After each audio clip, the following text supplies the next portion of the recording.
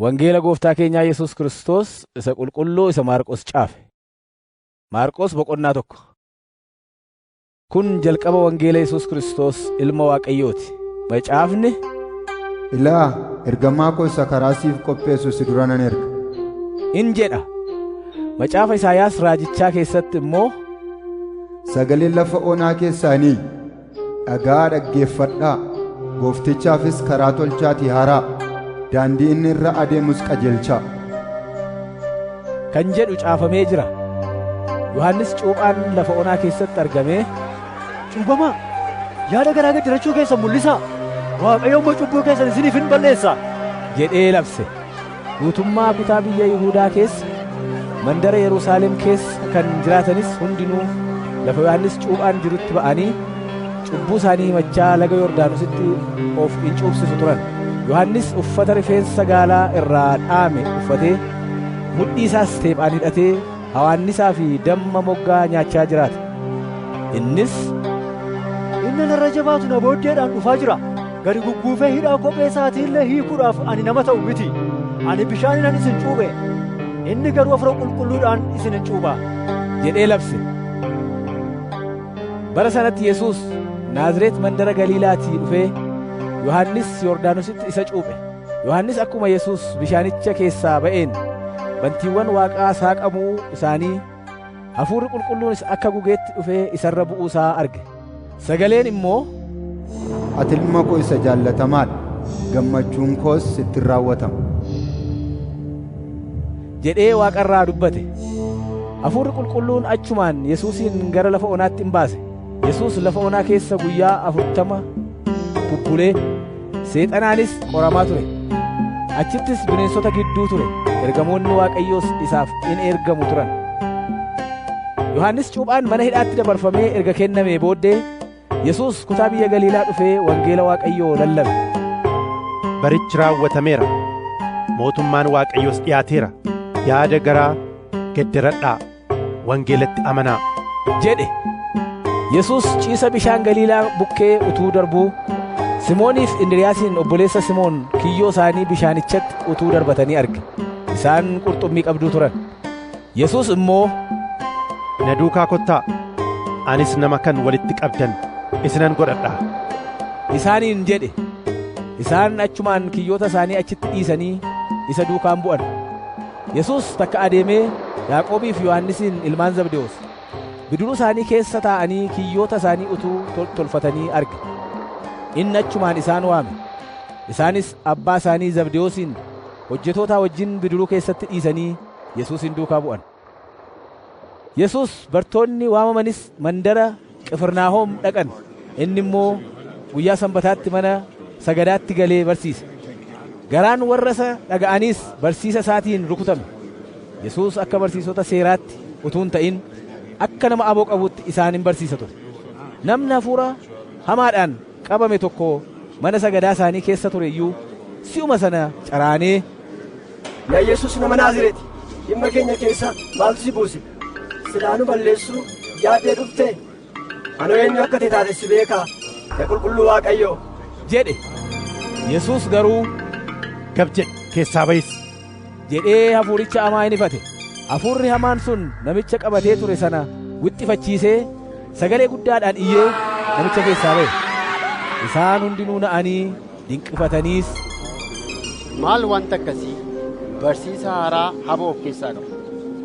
Inni hafuurota hamoota iyyuu in abbooma, isaanis isaaf in abboomamu jedhanii walitti dudubbatan. Oduun isaa takkaadhumaan naanna'a kutaa biyya Galiilaa sana keessa iddoo halle hundumaatti dhaga'ame. Yesuus mana sagadaatii akkuma ba'een Yaaqoobii fi Yohannisii wajjin mana Simooniif Indiriyaas dhaqe. Yommus amaatiin Simoon dhukkuba dhagnaa gubaadhaan qabamtee in ciifti turte. Achumaan jarri waa'ee ishee isatti himan. Yesuus itti dhiyaatee harka ishee qabee ol ishee kaase. Dhagna gubaan sunis ishee dhiise. Isheen immoo isaan in keessumsiifte. Galgala sana erga aduun lixxee booddee warra dhukkubsatan, warra hafuura hamaadhaan qabamanis hundumaa gara isaatti fidan. Namoonni mandara sanaa hundumtuu balbala duratti walitti qabaman. Yesuus dhukkubsattoota baay'ee warra dhukkuba garaa garaatiin rakkachaa turan fayyisee, hafuurota hamootas baay'ee baase. Hafuuronni hamoonni isa waan beekaniif inni dubbachuu isaan dhowwe.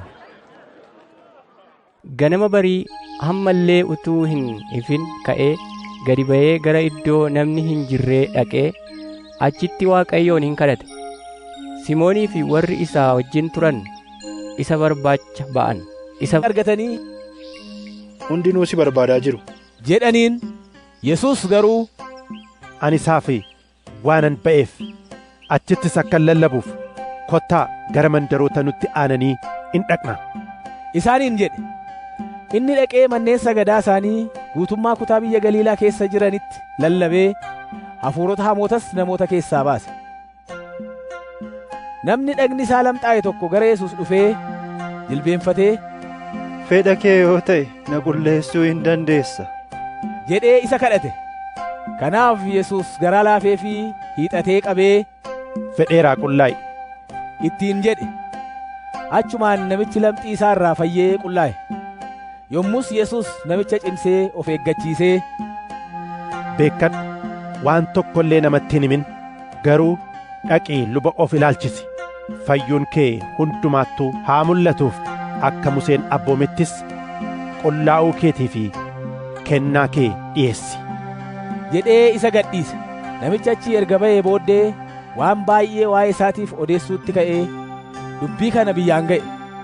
Kanaaf Yesuus lafa namni hin jirre bubbule malee mul'inatti mandaratti galuu hin dandeenye. Namoonnis iddoo hallee gara isaa in dhufu turan.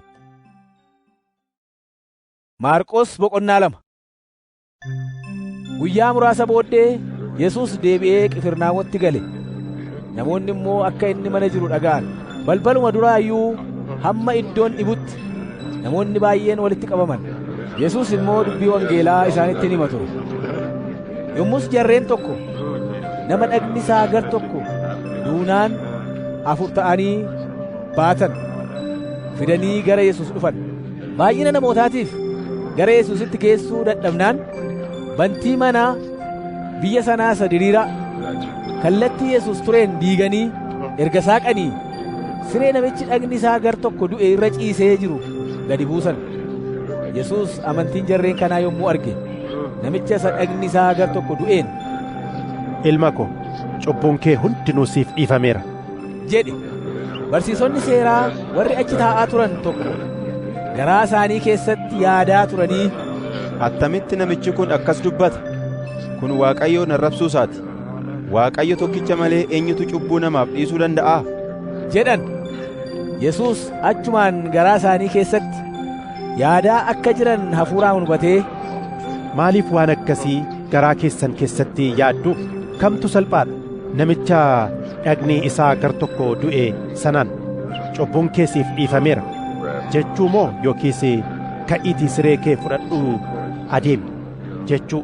Garuu ilmi namaa lafa irratti dhiifamuu cubbuu kennuudhaaf aboo akka qabu beekaa isaaniin jedhe. Isa dhagni isaa gar tokko du'een immoo, sittan hima, ka'iitii siree kee fudhadhu mana keetti gali jedheen. Utuma isaan ilaalanii namichi sun ka'ee achumaan siree isaa fudhatee gadi ba'e. Kana irratti hundumti isaanii fajajanii, kan akkasii kana takka arginee hin beennu jechaa Waaqayyoof hooqubaa dhi'eessan. Yesuus ammas gadi ba'ee gara qarqara bishaanii dhaqe. Namoonni hundinuu gara isaa dhufnaan isaan barsiise. Inni utuu darbuu Leewwii ilma Alfewoos iddoo qaraxaa utuu taa'uu argee, na duukaa bu'i jedheen. Kana irratti Leewwiin ka'ee duukaa bu'e. Warri Yesuus duukaa bu'an namoota baay'ee waan turaniif Yesuus mana Leewwii maaddiitti yommuu taa'e qaraxxoonnii fi warri akka seeraatti hin jiraanne baay'atanii Yesuusiif bartoota isaa wajjin maaddiitti hin taa'an. Fariisota keessaa barsiisota seeraa kan turan Yesuus warra akka seeraatti hin jiraannee fi warra qaraxxuu wajjin nyaachuu isaa yommuu argan, inni attamitti warra qaraxxuudhaaf warra akka seeraatti hin jiraanne wajjin nyaataa jedhanii bartoota isaa gaafatan.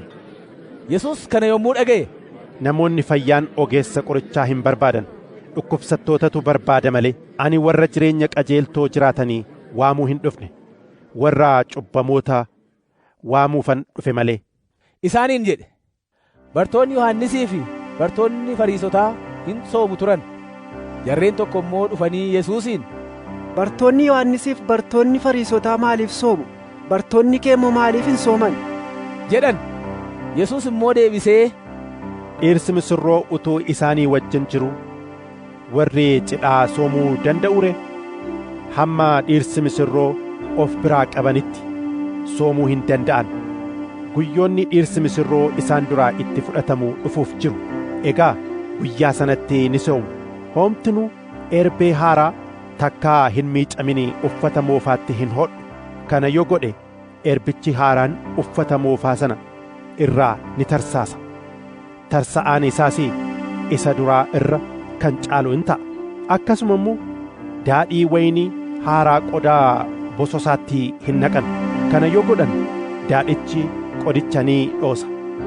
Daadhichi qodichis ni badu. Egaa daadhii waynii haaraa qodaa jabaatti in naqu. Isaaniin jedhe. Guyyaa Sanbataa tokko immoo Yesuus maasii qamadii keessa in darba ture. Bartoonni isaas utuu adeemanii asheetii cirachuu jalqaban. Fariisonni yommus, argitaa, bartoonni kee guyyaa Sanbataatti gochuun seeraan kan dhowwame maaliif godhu? jedhanii isa gaafatan. Yesuus deebisee, Daawiti namoota isaa wajjin waan nyaatu dhabee yommuu beela'e waan inni godhe isin takkaa hin dubbifneere? Innoo bara Abiyaataar hangafa lubootaa turetti mana Waaqayyootti galee buddeena ilaalcha Waaqayyoof dhiyaates lubootarraa kan hafe warri kaan nyaachuun seeraan dhowwamee kan ture nyaatee namoota warra isaa wajjin turaniifis kenne. Isaaniin jedhe. Yesuus itti dabalee, Sanbatatu namaaf uumame malee namni Sanbataaf hin uumamne. Egaa ilmi namaa Sanbata irratti iyyuu gooftaadha. Isaaniin jedhe. Maarqos boqonnaa 3. Yesuus ammas mana sagadaa tokkotti ol lixe. Namni harki isaa tokko naafate immoo achi ture. Yommus jarri isa hadheessuudhaaf guyyaa Sanbataatti namicha kana fayyisa yoo ta'e jedhanii isa hin gaadu turan. Yesuus immoo namicha harki isaa naafate sanaan, Ka'ii gidduu dhaabadhu jedhe. Jaraanis, Seerri keenya guyyaa Sanbataatti gaarii moo hamaa gochuu yookiis lubbuu oolchuu moo ajjeesuu nu abboomaa? jedhe. Isaan garuu calluma jedhan. Kana irratti aaree warra naanna'aa isaa jiran ilaalee mata jabina isaaniittis gaddee namichaan, Harka kee diriirsi jedhe. Yommuu namichi harka isaa diriirse harki isaa deebi'een fayye. Yommusuma warri Fariisotaa gadi ba'anii warra garee Heroodisii wajjin koratanii attamitti akka isa balleessan mari'atan. Yesuus bartoota isaa wajjin jara biraa sokkee gara bishaan ciisaa dhaqe. Kutaa biyya Galiilaatii fi biyya Yihuudaatii namoonni sonaan baay'een isa duukaa dhaqan. Waan inni hojjete hundumaa warri dhaga'an. Mandara Yerusaalemii, biyya Edoomiyaatii, biyya Yordaanos gamaatii, naannoo mandaroota Xiiroosii fi Siidoonii sonaan baay'atanii gara isaa dhufan. Innis tuuti sunis dhiibboodhumaan akka isa hin buruksinetti bidiruun tokko qophaa'ee akka isa eeguuf bartoota isaatti hime. Inni dhukkubsatoota baay'ee waan fayyiseef warri dhukkuba garaa garaa qaban hundinuu isa harkaan qabuudhaaf hamma isa irratti wal caccabsanitti ga'an. Hafuuronni hamoonni namoota keessa jiran yeroodhuma isa arganitti fuula isaa duratti kufanii, Ati ilma Waaqayyooti jedhanii in iyyu turan. Inni garuu akka isaan isa hin mul'ifnetti cimsee isaan ifate. Yesuus gara gaaraatti ol ba'ee warra barbaades ofitti waame. Isaanis gara isaa dhufan. Isaa wajjin akka turaniif wangeela lallabuufis akka isaan erguuf namoota 12 bartoota godhate. Isaan kana warri inni ergamoota jedhee immoo waame. Hafuurota hamoota baasuufis aboo akka isaan qabaatan godhe. Warri 12 inni bartoota isaa godhate immoo Simoon isa inni Phexros jedhee moggaase, Yaaqoobii fi Yohannis ilmaan Zabdewoos warra inni Bo'aan erges jedhee moggaase. Kunis ilmaan qaqawwee jechuudha. Indiriiyaas, Filiphoos, Bartolomewoos, Maatewos, Toomaas, Yaaqoob ilma Alfewoos, Taadewoos, Simoon isa hinaafticha jedhamee beekame. Akkasumas Yihuudaa nama biyya Keeriyoot isa Yesuusin dabarsee kenne. Yesuus gara manaatti yommuu gale hamma innii fi bartoonni isaa buddeena illee nyaachuu dadhabanitti ammas tuuti namootaa walitti dacha'an. Firoonni isaa immoo kana dhaga'anii innoo qalbii dabarse jedhanii isa qabuudhaaf dhufan. Barsiisonni seeraa warri Yerusaalemii dhufan immoo Bi'eelzebuul isa keessa jira, humna angafa seexanootaa kanaanis hafuurota hamootan baasa jedhanii Yesuus irratti dubbatan. Kana irratti inni gara ofii isaatti isaan waamee fakkeenyaan attamitti seexanni seexana baasuu danda'a? Mootummaan tokko ofii isaatii yoo gargar cabe mootummaan sun danda'ee hin dhaabatu. Maatiin mana tokkos yoo ofitti gargar cabe manni suni dhaabachuu hin danda'u. Seexannis ofii isaa irratti ka'ee yoo gargar cabe badduu ba'uu isaa ta'a malee dhaabachuu hin danda'u. Duraan dursee namicha jabaa sana yoo hidhate malee homtinuu mana nama jabaa tokko cabsee lixee mi'a isaa saamuu hin danda'u. Erga hidhatee booddee garuu dhuguma mana isaa saamuu ni danda'a. Ani dhuguman isinitti hima, cubbuun hundinuu arrabsoon kamillee afaanii namaa keessaa yoo ba'e ilmaan namootaaf ni dhiifama. Eenyullee hafuura qulqulluudhaan mormee isa irratti yoo dubbate garuu cubbuu bara baraatiin yakkaa ta'a malee bara baraan dhiifamuu hin argatu isaaniin jedhe. Kanas namoonni innoo hafuura hamaa of keessaa qaba jedhanii waan turaniif dubbate. Kana booddee haati Yesuusii fi obbolaan isaa dhufanii ala dhaabatanii itti erganiis isa waamsisan. Yeroo sanatti tuuti namootaa isatti naanna'anii in taa'u turan. Isaan kunoo haati kee obbolaan kees alaa si gaafachaa jiru ittiin jedhan. Inni garuu deebisee haati koo obbolaan koos eenyu fa'i isaaniin jedhe. Gara warra isatti naanna'anii taa'aniis ilaalee haati koo obbolaan koos warra as jiran kana jaalala Waaqayyoo kan godhu eenyuyyuu obboleessa kooti, obboleettii kooti, haadha kootis jedhe. Maarqos boqonnaa 4. Yesuus ciisa bishaanichaa bukkeetti ammas barsiisuu jalqabe. Tuuti isa biratti walitti qabame immoo sonaan baay'annaan Yesuus bidiruu tokko yaabbatee gara gidduu bishaaniittis butatee barsiisuudhaaf taa'e.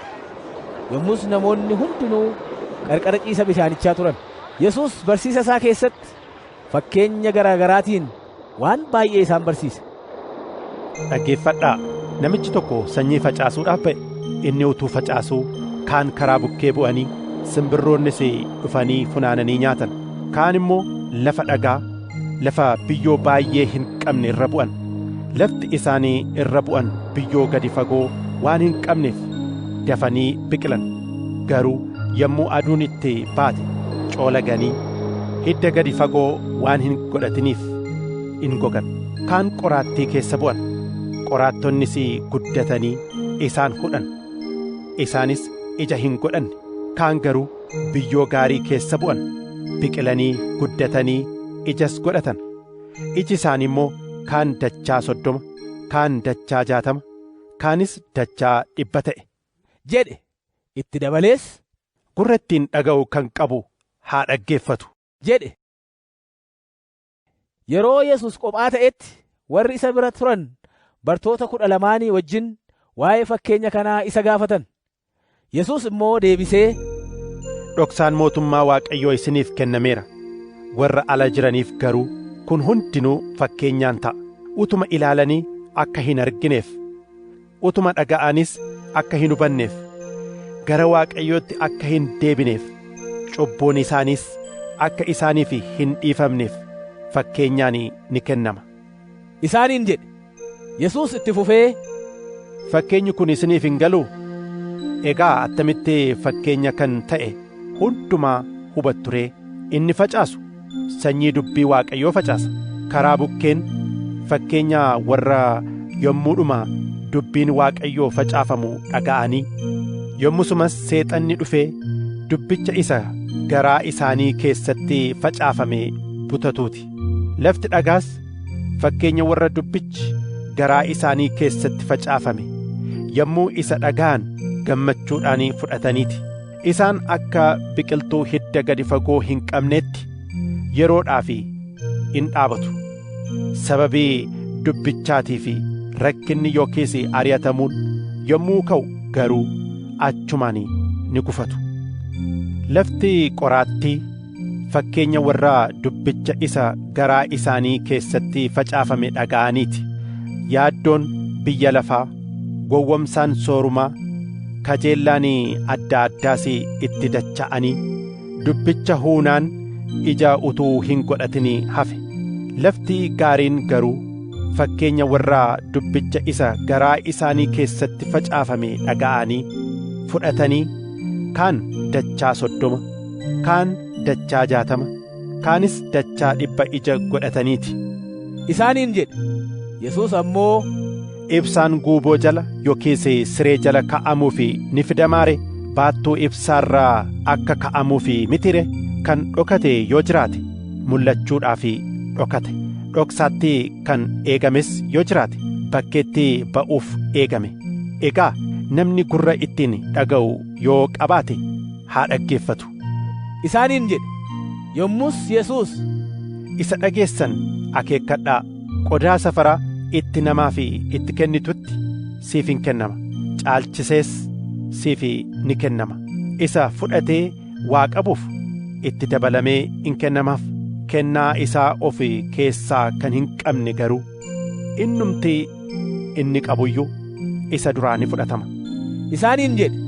Yesuus itti fufee mootummaan Waaqayyoo akka nama qotisa isaatti sanyii facaafateeti.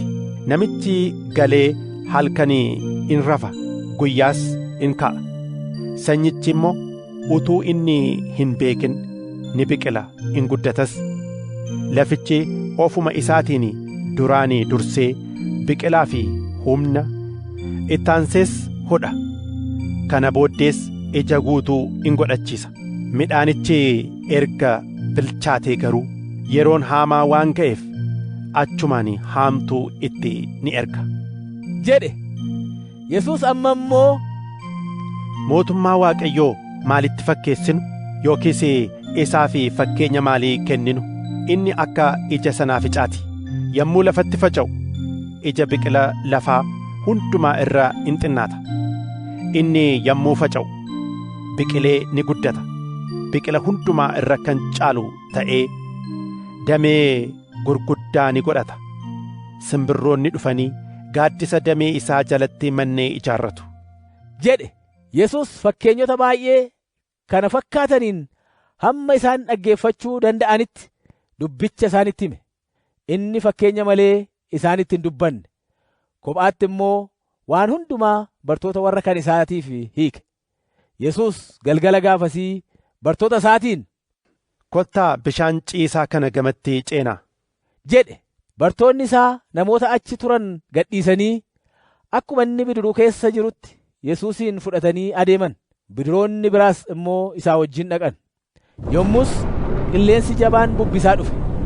Dha'aan bishaanichaa immoo bidirichatti bu'ee bishaan itti guutuutti ka'e. Yesuus garuu bidiricha keessa gara duubaatiin waa boraafatee hin rafatu. Bartoonni isaa isa dammaqsanii barsiisa, dhumuun keenya sin dhibu jedhan. Yesuus dammaqee qilleensicha ifatee dha'aa bishaanichaan immoo cal jedhe, gab jedhis jedhe. Kana irratti qilleensichi dhaabbannaan gabiin guddaan ta'e.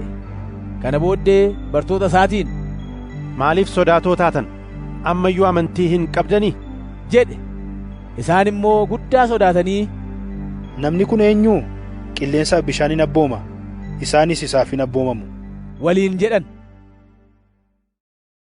Maarqos boqonnaa 5. Kana booddee isaan ciisha bishaanii gama gara kutaa biyya Gergeesaa dhufan. Akkuma Yesuus bidiricha irraa bu'een namni hafuurri hamaan keessa ture tokko iddoo awwaalaa keessaa ba'ee isatti dhufe. Namichi kun awwaalota gidduu jiraate. Homtinuus funyoodhuma sibiilaatiin illee isa hidhuu hin dandeenye. Inni yeroo baay'ee funyoo sibiilaatii fi hidhaa harkaatiin hidhameera. Garuu funyoo sibiilaa ofirraa in kukkuta. Hidhaa harkaas in caccabsa ture. Kanaaf namni tokko illee gadi isa qabuu hin dandeenye. Namichi kun yeroo hundumaa halkaniif guyyaa awwaalota gidduutti tulloota irrattis argamee in iyya. Dhagaadhaanis of in rukuta ture. Inni fagootti Yesuusin argee gara isaatti fiigee jilbeenfatee Yesuusiif sagade. Caraanaas sagalee guddaadhaan, Yaa Yesuus ilma Waaqayyo Abbaa, maal nutti qabdaa? Maaltus dhimma keenya keessa buusee? Adaraa Waaqayyoo ana dhiphisi jedhe. Yesuus immoo, ati hafuura hamaa nana namicha kana keessaa ba'i ittiin jedhee ture.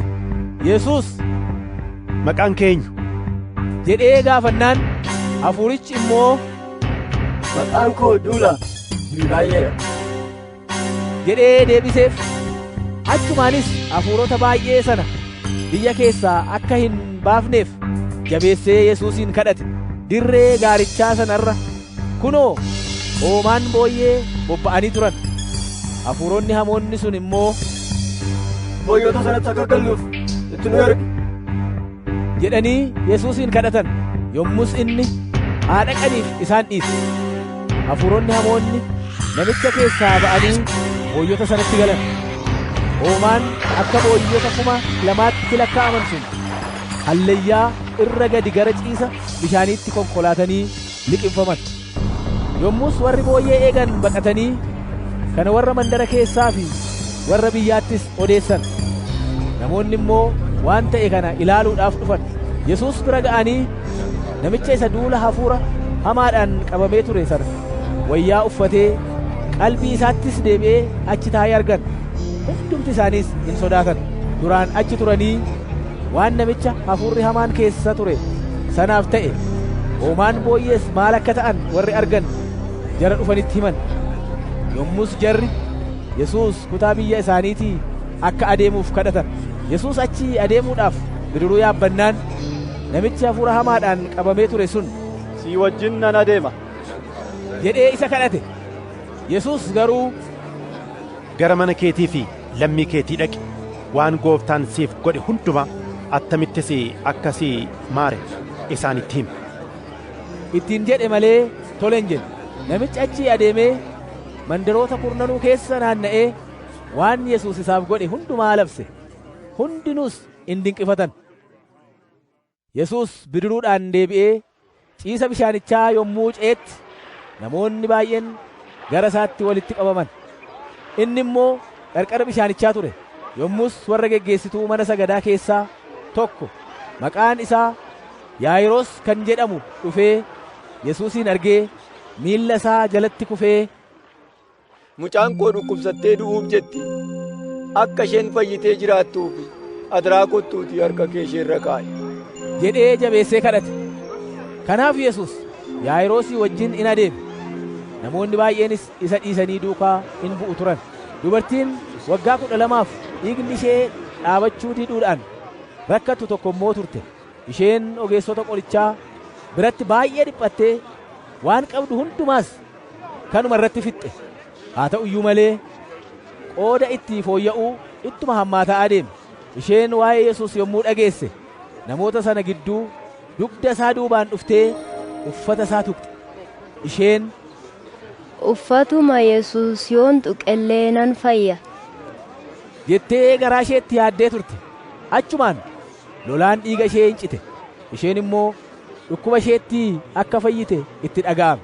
Yesuus yeroodhuma sana humni fayyisu isa keessaa akka ba'e beekee namoota gidduudhaa garagalee, eenyutu uffata koo tuqe jedhee gaafate.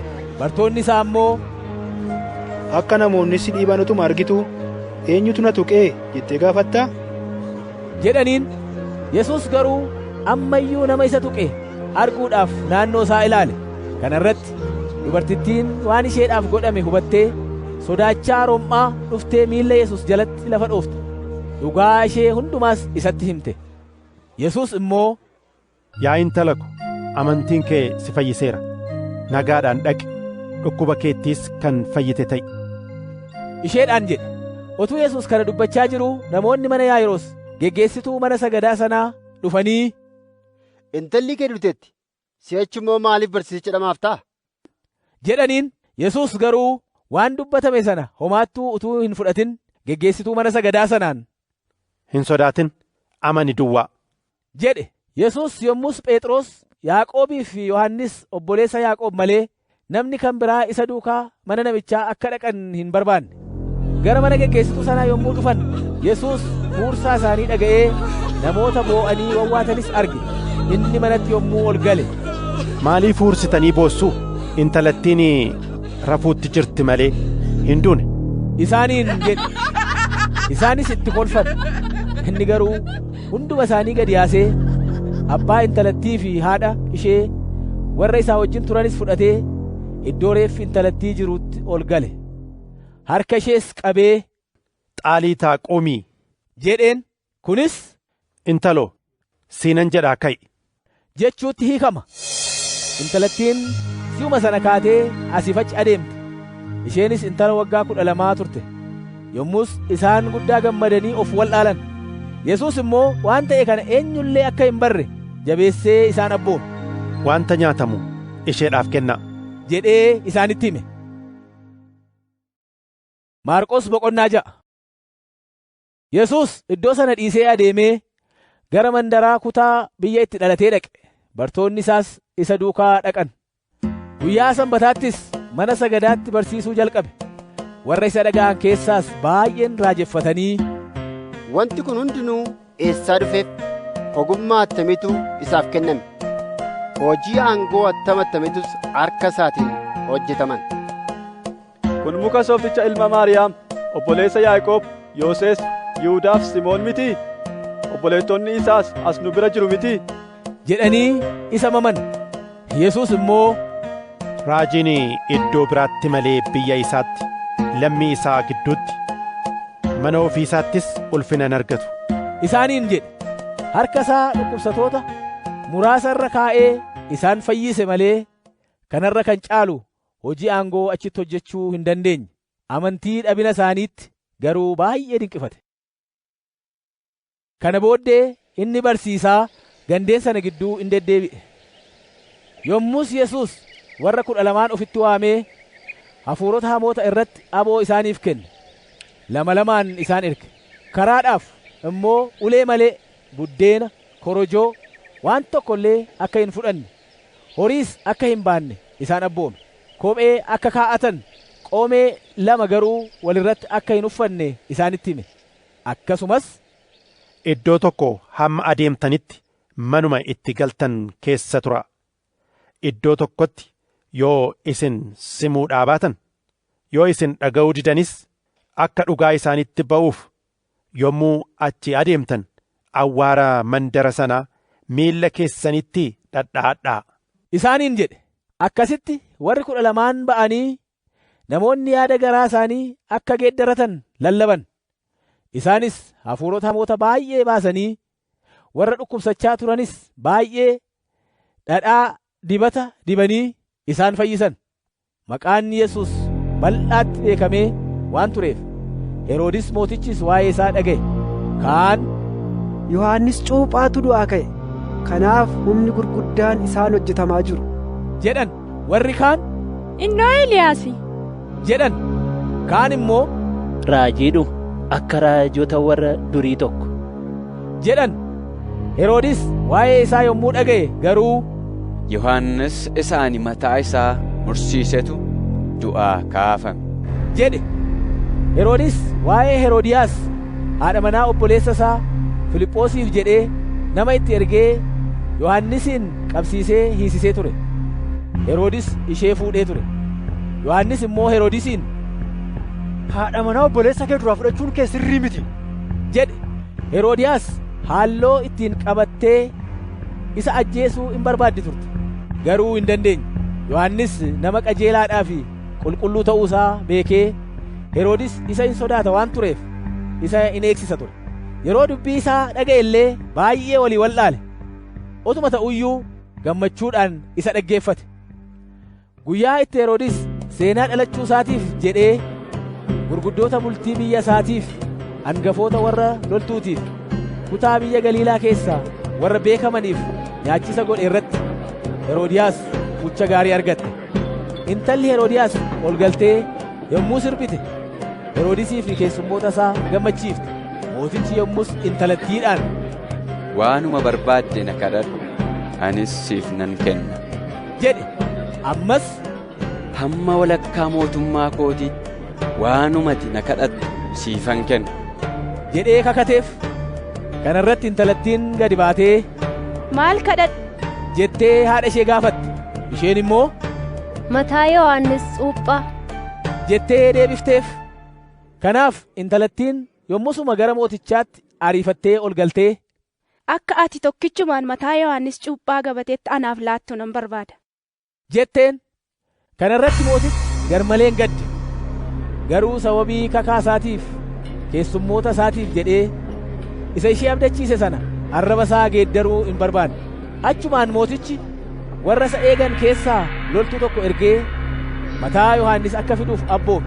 Loltuun sun immoo dhaqee mana hidhaa keessatti mataa Yohannis mormatti irraa kute. Mataa isaa sanas gabateetti fidee intalattiidhaaf kenne. Intalattiin immoo haadha isheetiif laatte. Bartoonni Yohannis kana yommuu dhaga'an dhaqanii reeffa isaa fuudhanii awwaala keessan kaa'an. Ergamoonni ergasii Yesuus biratti walitti qabamanii waan hojjetaniif waan barsiisan hundumaa isatti himan. Inni immoo, isin duwwaan anaa wajjin gara iddoo qoofniitti ba'aa, takkas boqodhaa isaaniin jedhe. Namoonni baay'een in dhufu in adeemus. Kanaaf nyaataaf illee yeroo qaban turan. Yommus isaan kophaa isaanii bidiruudhaan gara iddoo qoofnii tokko dhaqan. Namoonni utuu isaan adeemanii waan arganiif baay'een kana hubatan. Warri mandaroota hundumaa keessaa dhufan miillaan fiiganii karaa lafaa naanna'anii isaan duras iddoo sana in ga'an. Yesuus qarqara bishaaniitti yommuu bidiruu keessaa ba'utti tuuta gobbuu arge. Isaan akka hoolota tiksee hin qabnee waan turaniif immoo isaaniif in oo'e. Waan baay'ees isaan barsiisutti ka'e. Yeroo galgalaa adeemetti immoo bartoonni isaa gara isaa dhufanii, kun lafa onaadha, yeroochi immoo sokkeera. Gara manneeniif gandeenii nutti aananii kana dhaqanii waan nyaatan akka bitaniif jara kana gadhiisi jedhan. Inni garuu deebisee, isin ofii keessanii waan isaan nyaatan kennaafi jedhe. Isaan immoo, dhaqnee meetii 200 buddeena binnee haa nyaataniif isaaniif kenninuure jedhaniin. Kana irratti inni, buddeena meeqa qabdu dhaqaatii ilaalaa isaaniin jedhe. Isaan immoo meeqa akka ta'e erga baranii, buddeena 5 fi qurxummii 2 jedhaniin. Yommus inni immoo hundinuu kutataan marga lalisaa sana irra akka taa'aniif abboome. Isaanis 100 50 kutataan taa'an. Buddeenan 5 fi qurxummii 2 fuudhee gara Waaqaatti ol ilaalee eebbisees buddeenan sana cabsee namootaaf akka dhi'eessaniif bartoota isaatti kekkenne.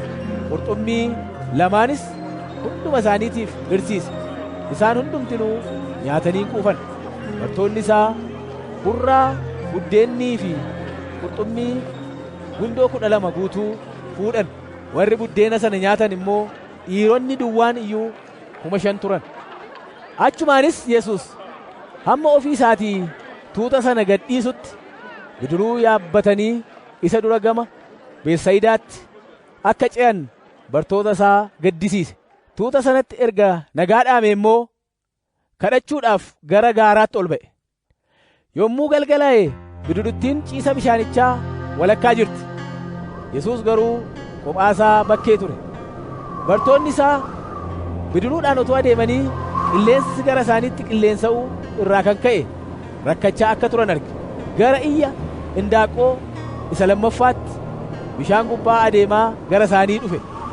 Isaan bukkee darbuus in barbaade. Bishaan gubbaa utuu adeemuu yommuu arganis ekeraadha se'anii iyyan. Hundumti isaanii isa arganii sodaatan. Inni garuu achumaan isaanitti dubbatee, jabaadhaa, innoo ana, hin sodaatinaa jedhe. Isaanii wajjinis bidiricha yaabbate. Qilleensichis dhaabannaan waanuma jedhan wallaalan. Sammuun isaanii amma iyyuu duudee waan tureef isaan dinqii inni buddeenan sanaan hojjeteen iyyuu hubachuu hin dandeenye. Yommuu ce'anis bakkee Genesaareexitti lafatti ba'anii qarqara bishaanichaattis bidiruu isaanii hidhatan. Akkuma isaan bidiruu keessaa ba'aniin namoonni Yesuus akka ta'e baran. Naanna'aa sana immoo asiif achi fiiganii iddoo inni ga'e jechuu dhaga'an hundumaatti namoota dhukkubsatan sireedhaan fiduutti ka'an. Gandeen, mandaroota yookiis manneen inni dhaqe hundumaattis dhukkubsatoota lafa gabaa ciibsanii akka isaan shaashara wayyaa isaatii illee tuqaniif isa hin kadhatu turan. Hammi shaashara wayyaa isaa tuqan hundinuu hin fayyan. Maarqos boqonnaa 7. Fariisonni yommus barsiisota seeraa Yerusaalemii dhufan tokko wajjin Yesuus biratti walitti qabaman.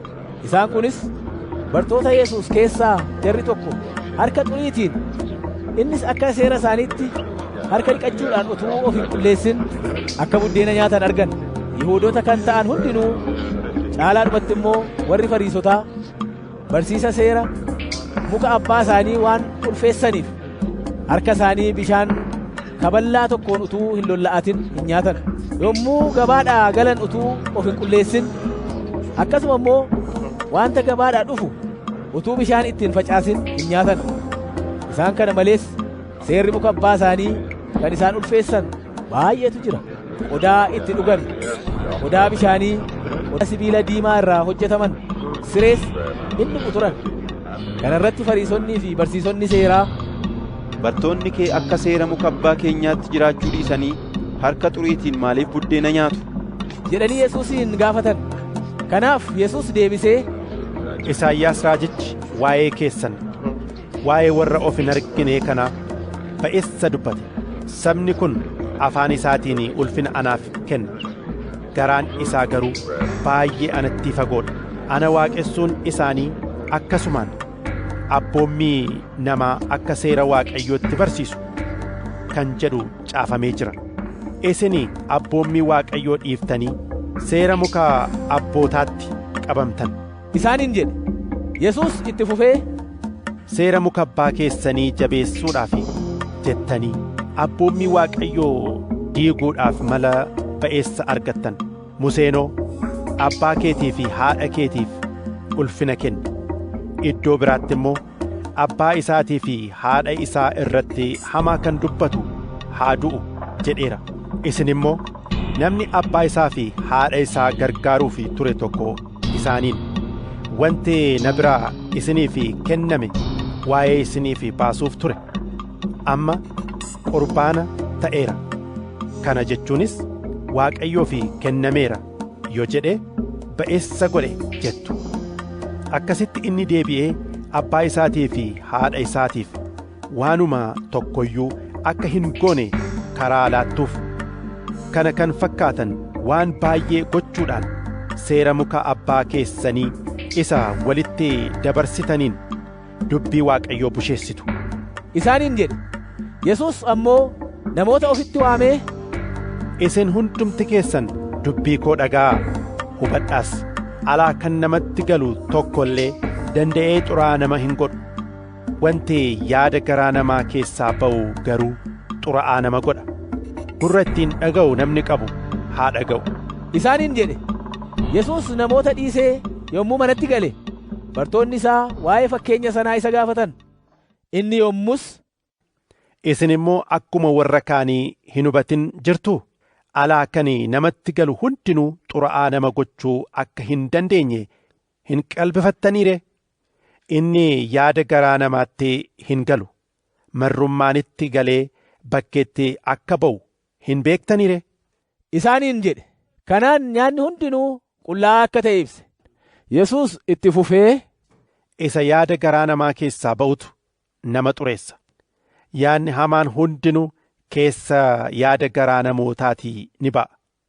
Isaan immoo halalummaa, hanna, nama ajjeechaa, ejjummaa, sassata, hammina, haxxummaa, gadi dhiisa, weennoo, nama salphisuu, of tuulummaa, dagattummaa. Wanti hamaan kun hundinuu keessa yaada garaa namaatii ba'anii xuraa'aa nama hin godhu jedhe. Yesuus achii adeemee naannoo mandara Xiiroos dhaqee mana tokkotti lixe. Yommus namni tokko iyyuu achi jiraachuu isaa akka hin barre barbaadee ture. Haa ta'u iyyuu malee dhokachuun isaaf hin danda'amne. Si'uma sana iyyuu dubartiin intalli ishee hafuura hamaadhaan qabamte tokko waa'ee isaa dhageessee dhuftee miilla isaatti kufte. Dubartittiin nama kutaa biyya Finiiqee Sooriyaatti afaan Giriikii dubbattis turte. Isheen hafuuricha hamaa intala ishee keessaa haa baasuuf Yesuusin hin kadhatte. Yommus inni, dura ijoollonni nyaatanii haa quufan, buddeena ijoollotaa fuudhanii sarootaa fi darbachuun ba'eessa miti isheedhaan jedhe. Isheen garuu deebiftee, yaa gooftaa, saroonni iyyuu furraa maaddii ijoollota irraa harca'e hin nyaatu jetteen. Yesuus immoo, sababii akkas jettee dubbatteef nagaatti dhaqi, hafuurichi hamaan intala kee keessaa ba'eera isheedhaan jedhe. Kana irratti isheen gara manaatti galtee mucaa ishee hafuurri hamaan keessaa ba'ee siree irra ciiftee argatte. Kana booddee Yesuus kutaa biyya Xiiroosii ba'ee karaa Sidoon kutaa mandaroota kurnanii keessa ba'ee ciisa bishaan Galiilaa dhaqe. Jarreen tokko yommus nama gurri isaa duude arrabni isaas dide tokko gara Yesuus fidanii akka inni harka isaa irra kaa'uuf kadhatan. Inni namicha sana tuuta keessaa kophaatti baafatee quba isaas gurra isaa keessa kaa'ee tufee arraba namichaa in tuqe. Gara Waaqaatti ol ilaalee garaa isaatti gaddee fi efaataa ittiin jedhe. Innis baname jechuudha. Si'uma sanatti gurri isaa banamee arrabni isaa hiikamee qajeeltoottis dubbachuutti ka'e. Yesuus immoo kana nama tokkotti illee akka inni hin himne isaan abboome. Isaan garuu utuma inni isaan abboomuu itti caalchisanii labsan. Isaan yommus hamma malee raajeffatanii, inni waan hundumaa ba'eessa godhe, warri duudan akka dhaga'an, warra arrabni isaanii dides akka dubbatan hin godha jedhan. Maarqos boqonnaa 8. Gidduu sanas tuuti sonaan baay'een deebi'anii walitti qabaman. Isaan waan nyaatan dhabnaan Yesuus bartoota isaa waamee isaanitti dubbatee, namoonni kun guyyaa 3 kana anaa wajjin turan, nyaatas waan isaan hin qabneef hunduma isaaniif nan o'a. Akkuma beela'anitti gara mana isaaniitti yoon isaan erge karaatti in kukkufu. Isaan keessaa lafa fagootii kan dhufan jiru jedhe. Bartoonni isaa immoo deebisanii, attamitti namni tokko as lafa onaa kanatti namoota kana hunduma buddeena nyaachisuu danda'a jedhaniin. Kana irratti inni, buddeena meeqa qabdu jedhee isaan gaafannaan, isaan immoo buddeena 7 jedhaniin. Yommus lafuma sana akka taa'aniif namoota abboome. Buddeenan 7 sana fuudhee Waaqayyoof galata galchee cabsees namootaaf akka dhi'eessaniif bartoota isaatti kekkenne. Isaan immoo tuuta sanaaf dhi'eessan. Qurxummii xixinnoo muraasas qabu turan. Yesuus isas eebbisee namootaaf dhi'eessise. Namoonni sun nyaatanii in quufan. Hurraa isaan irraa hafes gundoo gurguddaa 7 guutuu walitti qaban. Kana booddee inni namoota sana gad dhiisee, namoonni sun immoo akka 4,000 turan. Achumaanis bartoota isaatii wajjin bidiruu yaabbatee gara kutaa biyya Daalmaanuutaa dhaqe. Yommus warri Fariisotaa dhufanii Yesuusiin morkachuutti ka'an. Isa qoruudhaafis milikkita Waaqarraa akka isaan argisiisuuf isa gaafatan. Inni garuu garaa isaatti gaddee hafuura dheeraa baafatee, dhaloonni seenaa maaliif milikkita gaafata? Ani dhuguman isiniin jedha, milikkinni dhaloota seenaaf matumaa hin kennamu jedhe. Isaan dhiisees ammoo bidiruu yaabbatee gara gamaatti sokke. bartoonni yommuu adeeman buddeena tokkicha bidiruu keessaa of biraa qabu turan malee buddeena biraa fudhachuu hin yaadanne. Yesuus isaan akeekkachiisee, ilaalladhaa, raacitii warra Fariisotaa fi raacitii Heroodis irraa of eeggadhaa jedhe. Isaan immoo dudubbatanii, isa nu buddeena hin qabneef akkas jedhan waliin jedhan. Inni kana baree, maaliif waa'ee buddeena dhabuu keessanitti hiiktanii dudubbattu? Isin ammayyuu yaadattee hin fudhattanii yookiis hin hubattaniire? Sammuu keessantu duude? Ija utuu qabdanii hin argitaniire? Gurras utuu qabdanii hin dhageessaniire? Hin yaadattanisire? Yeroo ani buddeenan 5 namoota 5,000 cabse, hurraa isaa gundoo meeqa guutuu fuutan? isaaniin jedhe. Isaan immoo 12 jedhaniin. Itti fufee, yeroo ani buddeenan 7 namoota 4,000 cabse immoo hurraa isaa gundoo gurguddaa meeqa guuttanii fuutan jedheen. Yommus isaan 7 ittiin jedhan. Yoos isin ammayyuu hin hubattanii? isaaniin jedhe. Kana booddee Beetsayidaa dhufan. Achittis jarreen tokko namicha jaamaa tokko gara Yesuus fidanii akka inni harkaan isa qaqqabuufis kadhatan. Kana irratti inni namicha jaamaa sana harka qabee ganda keessaa diidatti baasee ija namichaatti tuttufee harka isaas irra kaa'ee, waa arguu hin dandeessaa jedhee gaafate.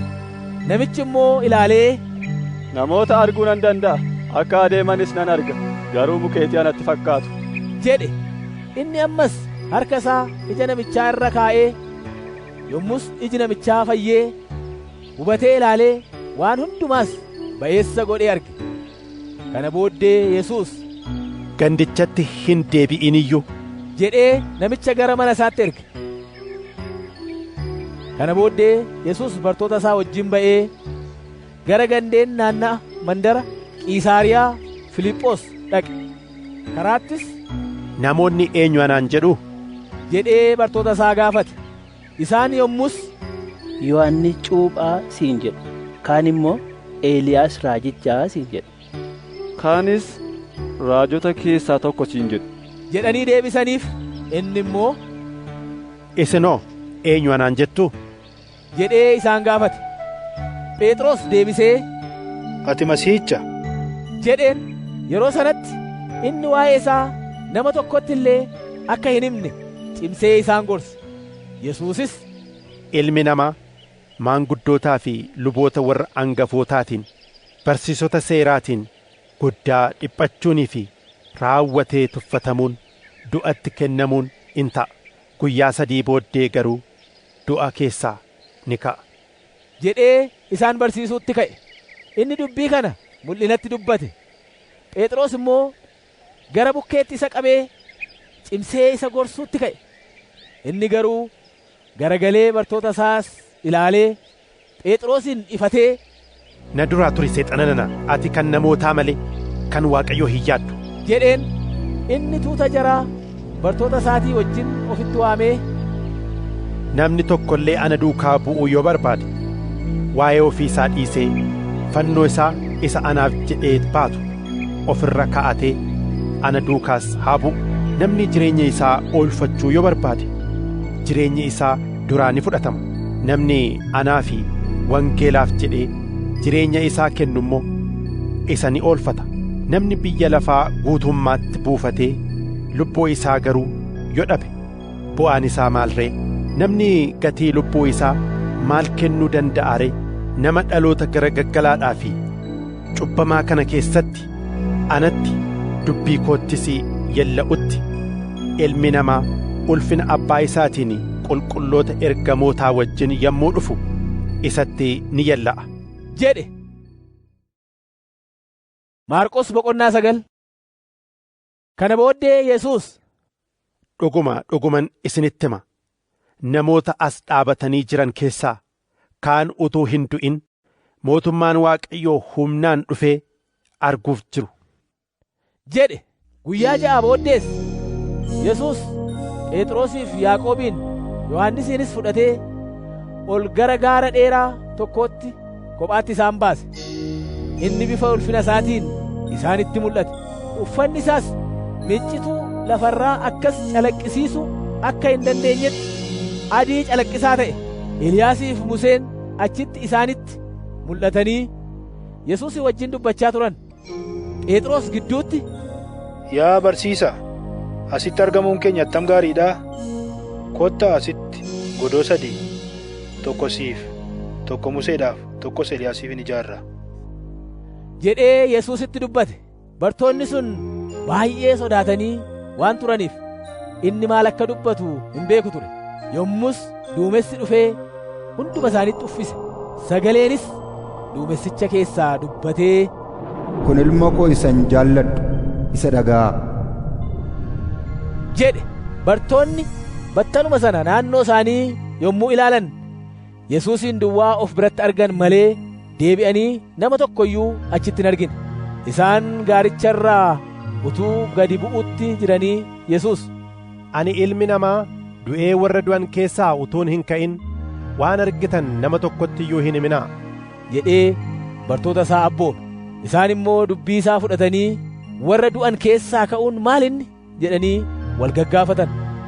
Achumaanis, Maaliif barsoonni seeraa Eliyaas dura dhufuutu ta'a jedhu jedhanii Yesuusin gaafatan. Yesuus deebisee, Waan hundumaa iddootti deebisuudhaaf Eliyaas duraan dursee ni dhufalleetii. Haa ta'u iyyuu malee ilmi namaa baay'ee dhiphachuuf jira, tuffatamuufis jira jedhamee waa'ee kootii fi attamitti caafame ree? Ani garuu isinittan hima, Eliyaas dhufeera.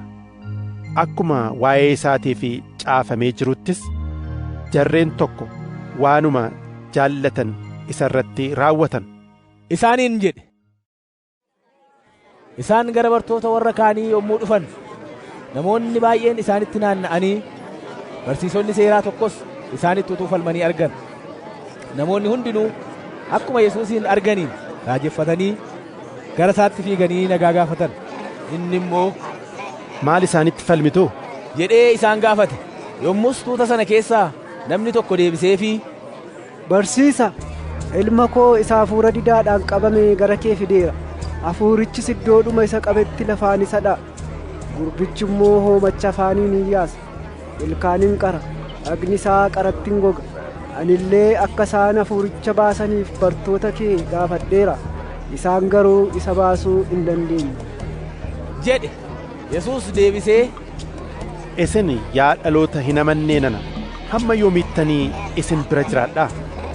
Hamma yoomiittis ba'aa anatti taatu?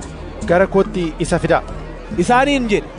Yommus isaan gurbicha gara Yesuusitti fidan. Hafuurichi immoo Yesuusin yommuu arge gurbicha wixxifachiisee lafaan dha'ee gangarachiisees hoomacha afaaniin baase. Yesuus, Kun isa qabuunsaa erga yoomiiti jedhee abbaa gurbichaa gaafate. Inni immoo deebisee, Mucummaa isaatii jalqabe. Yeroo baay'ees isa balleessuudhaaf jedhee ibidda keessa, bishaan keessas buuseera. Garuu waan tokko gochuu yoo dandeesse nuuf ho'ii nu gargaari jedhe. Yommus Yesuus, Yoo dandeesse jette nama amanuufi wanti hundinuu ni danda'ama jedheen. Achumaan abbaan mucichaa sagalee isaa ol fudhatee, Nan amana, amantii dhabina kootti na gargaari jedheen. Yesuus immoo namoonni akka itti dacha'an argee hafuuricha hamaa sana ifatee, Ati hafuura didaadhaa fi duudaa nana, sin abbooma, isa keessaa ba'i, deebitees ittiin galin ittiin jedhe. Hafuurichi mucicha iyyisiisee baay'ees erga wixxifachiisee booddee keessaan ba'e. Yommus gurbichi akka waan du'ee taanaan namoonni baay'een, Du'eera jedhan. Yesuus garuu harka gurbichaa qabee lafaa ol isa kaase. Innis hin ka'e. Yesuus erga manatti ol galee booddee bartoonni isaa kophaatti, Nuyi maaliif hafuuricha hamaa sana baasuu hin dandeenye jedhanii isa gaafatan. Inni immoo deebisee, Inni akkasii kun kadhataan soomuudhaanis malee waan biraatiin baafamuu hin danda'u isaaniin jedhe. Ergasii isaan achi adeemanii kutaa biyya Galiilaa keessa darban. Yesuus immoo namni tokko illee kana akka beeku hin barbaanne. Inni, Ilmi namaa harka namootaatti dabarfamee ni kennama. Isaan isa ni ajjeesu. Inni garuu ajjeefamee guyyaa 3 booddee ni ka'a jedhee bartoota isaa barsiisaa ture. Bartoonni garuu dubbii isaa hin hubanne. Isa gaafachuus hin sodaatan. Kana booddee isaan Qifirnaahom dhaqan. Erga mana ga'e immoo Yesuus, Karaa irratti maal walii wajjin dudubbachaa turtanii? jedhee isaan gaafate. Isaan garuu eenyutu caalinna laata jedhanii karaa irratti walii wajjin dudubbachaa waan turaniif calluma jedhan. Inni erga taa'ee warra 12 ofitti waamee, Namni dura ta'uu barbaadu nama hundumaa booddee ta'uutu irra jira. Nama hundumaafis hojjechuutu irra jira jedhe. Yeroo sanatti inni mucaa tokko ofitti waamee isaan dura dhaabachiisee ofitti qabee ammatees. Bartoota isaatiin immoo, Mucaa akkasii tokko maqaa kootiin kan simu ana sima. Kan na simu immoo isa na erge in sima malee ana simuu isaa miti jedhe. Yohannis yommus Yesuusiin, Yaa barsiisaa, namni tokko utuu inni maqaa keetiin hafuura hamaa baasuu argine waan inni nu duukaa hin bu'iniif isa dhowwine jedhe. Yesuus garuu, Isan dhowwinaa. Namni maqaa kootiin hojii aangoo hojjetee dafee immoo waa'ee koo hamaa dubbachuu danda'u hin jiru. Namni nuun hin mormine gara keenya hin ta'a. Ani dhuguman isinitti hima. Isin kan Kiristoos waan taataniif namni bishaan dhugaatii willee tokko isinii kenne gatii isaa hin dhabu jedhe. Yesuus itti fufee, Eenyullee warra xixinnaa anatti amanan kana keessaa tokko gufachiisurra dhagaan daakuu guddaan morma isaatti hidhamee galaana keessatti utuu darbatamee isaa wayya ture. Harki kee yoo si gufachiise ofirraa muri. Harka lachuu qabaattee gara qiliilee ibiddaa hin dhaamne dhaquu kee manna harkuma tokko qabaattee jireenyatti galuu siif wayya. Qiliilee sana keessaa raammoon nama nyaatu hin du'u, ibiddi isaas hin dhaamu. Miilli kee yoo si gufachiise ofirraa muri. Miilla lachuu qabaattee qiliileetti darbatamuu kee manna miilla tokko qabaattee jireenyatti galuu siif wayya. Qiliilee sana keessaa raammoon nama nyaatu hin du'u, ibiddi isaas hin dhaamu. Iji kee yoo si gufachiise of keessaa baasi. Ija lachuu qabaattee qiliileetti darbatamuu kee manna ija tokko qabaattee mootummaa Waaqayyotti galuu siif wayya. Qiliilee sana keessaa raammoon nama nyaatu hin du'u, ibiddi isaas hin dhaamu. Hundumtinuu ibiddaan ni mi'aa'a. Qalmis soogiddaan mi'eeffama. Soogiddi waan ba'eessa. Soogiddi garuu mi'aa yoo of keessaa dhabe maaliin deebiftanii isa mi'eessitu ree? Soogidda of keessaa qabaadhaa. Walii keessaniifis nagaa qabaadhaa jedhe. Maarqos boqonnaa 10. Yesuus iddoo sanaa ka'ee gara kutaa biyya Yihuudaa fi gama Yordaanos dhaqe. Namoonni ammoo gara isaatti dachaanaan akkuma amala isaatii inni isaan barsiise. Yommus warri Fariisotaa dhufanii isa qoruudhaaf, Namni tokko haadha manaa isaa baasuun seeraa? jedhanii gaafatan. Inni immoo deebisee, Museen maal sin abboome? isaaniin jedhe. Yommus isaan, Museenoo caaffata ittiin ishee hiiku kenneefii yoo hiiken ta'a jedheera jedhan. Yesuus garuu, Sababii mata jabina keessaniif inni abboommii kana isiniif caafe. Jalqabaa uumamaatti garuu Waaqayyo dhiira dubartiis in uume.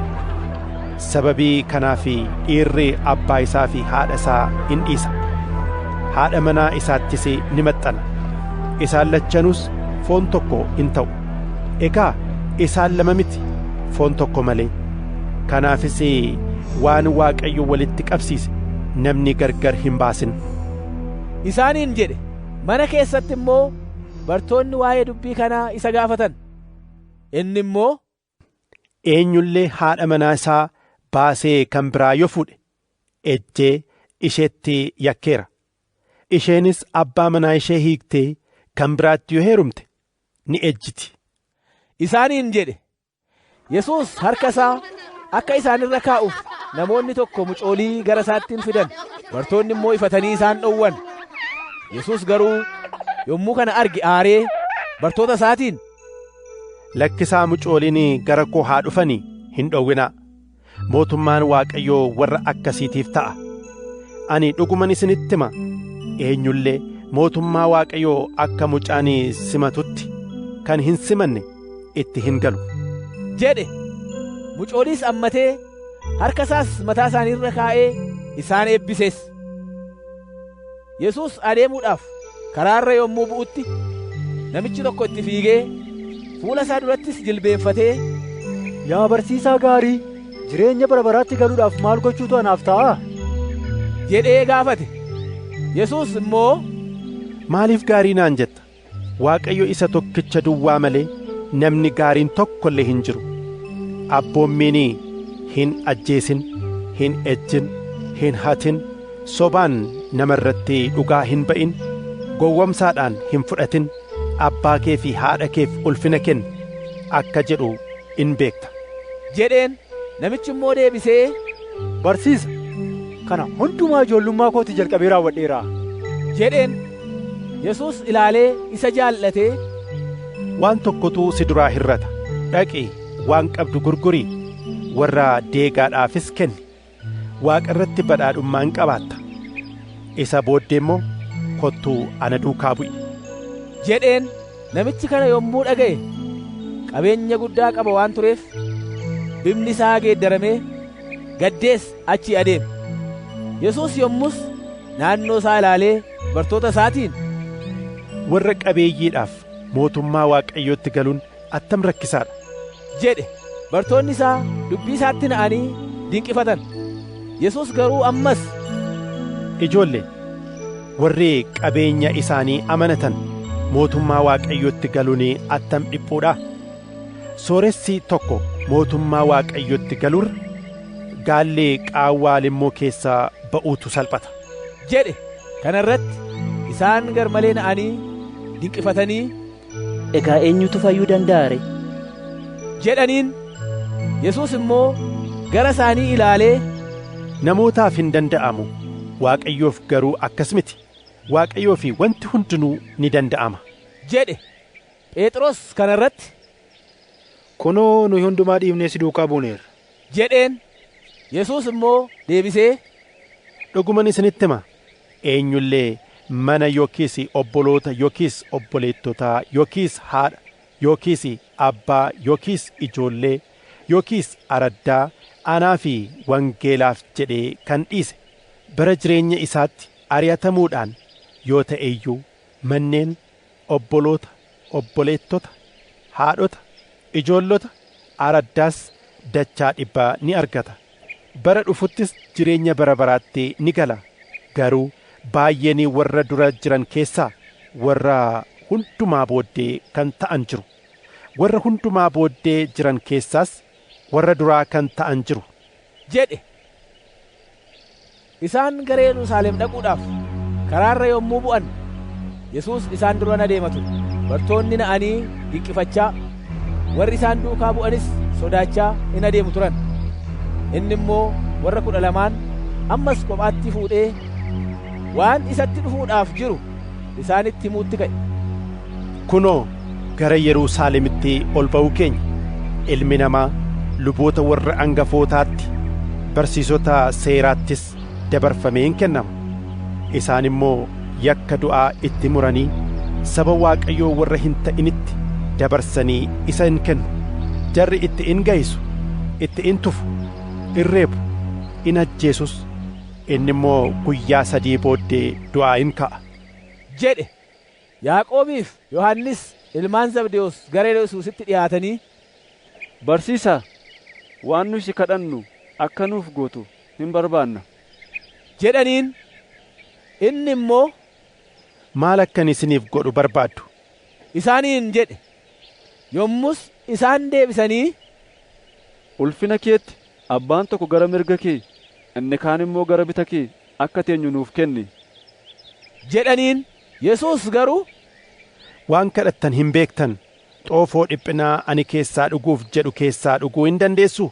Cuuphaa ani ittiin cuuphamuuf jedhus cuuphamuu hin dandeessuu? isaaniin jedhe.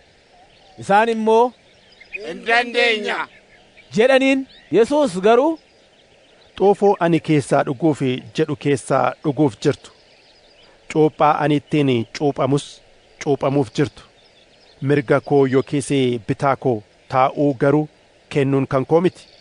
Taa'umsi sun warra kanaan dura qopheeffameefiif ta'a isaaniin jedhe.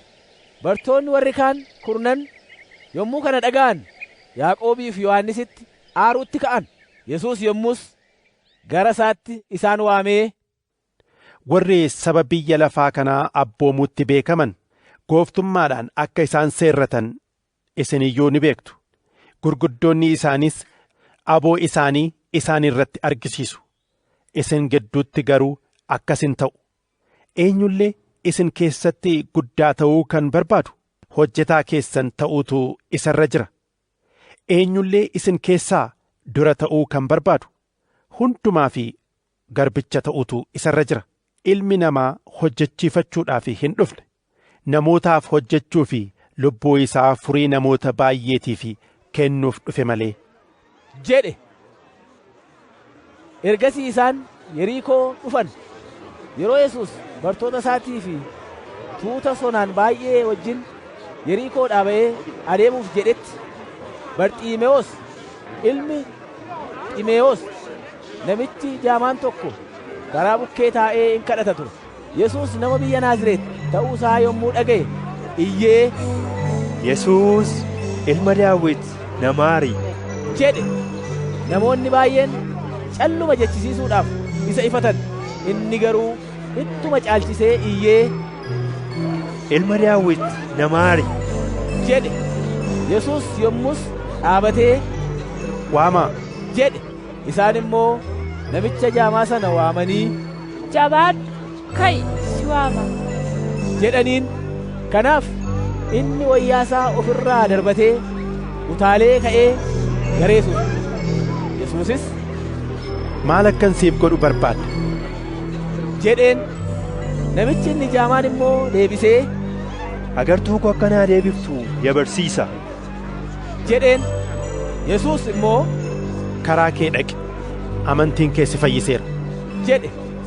Achumaanis agartuun isaa deebi'ee fi karaattis isa duukaa bu'e. Maarqos boqonnaa 11. Isaan Yerusaalemitti galuudhaaf Beetfaageedhaa fi Bitaaniyaatti gaara ejersaattis yommuu dhi'aatan, Yesuus bartoota isaa keessaa 2 ergee, ganda fuullee keessan jiru sana dhaqaa. Achumaanis akkuma gandichatti galtaniin ilmoo harree yaabbii hidhamee jiru hoomtinuu takkaa kan hin yaabin ni argitu. Hiikaatii fidaa. Namni, maaliif kana gootu yoo isiniin jedhe, gooftaatu dhimma isaa qaba, inni utuu hin turin iddoodhuma kanatti ni deebisa ittiin jedhaa isaaniin jedhe. Bartoonni yommus dhaqanii ilmoo harree yaabbii karaatti hidhame karaa irratti argatanii hiikan. Warra achi dhaabatan keessaa ammoo jarri tokko, maal gootu ilmoo harree kana hiiktuu isaaniin jedhan. Bartoonni immoo isa Yesuus jedhe isaanitti himnaan jarri isaan dhiisan. Ilmoo harree sanas Yesuusiif fidanii uffata isaanii irra buusan. Innis irra taa'e. Namoonni baay'een uffata isaanii, warri biraa immoo damee baala qabeessa bakkeedhaa kukkutanii karaa inni irra darbu irra hafan. Warri dura adeemaniif warri duukaa bu'an sagalee isaanii ol fudhatanii, Hoosaa'inaa ilma Waaqayyo Gooftaatiin nuuf galateeffamaadha. Mootummaan Daawit abbaa keenyaa inni nuuf galateeffamaadha. Hoosaa'inaa ol Waaqa gubbaatti jedhan. Yesuus Yerusaalemitti mana qulqullummaatti galee waan hundumaa ilaale.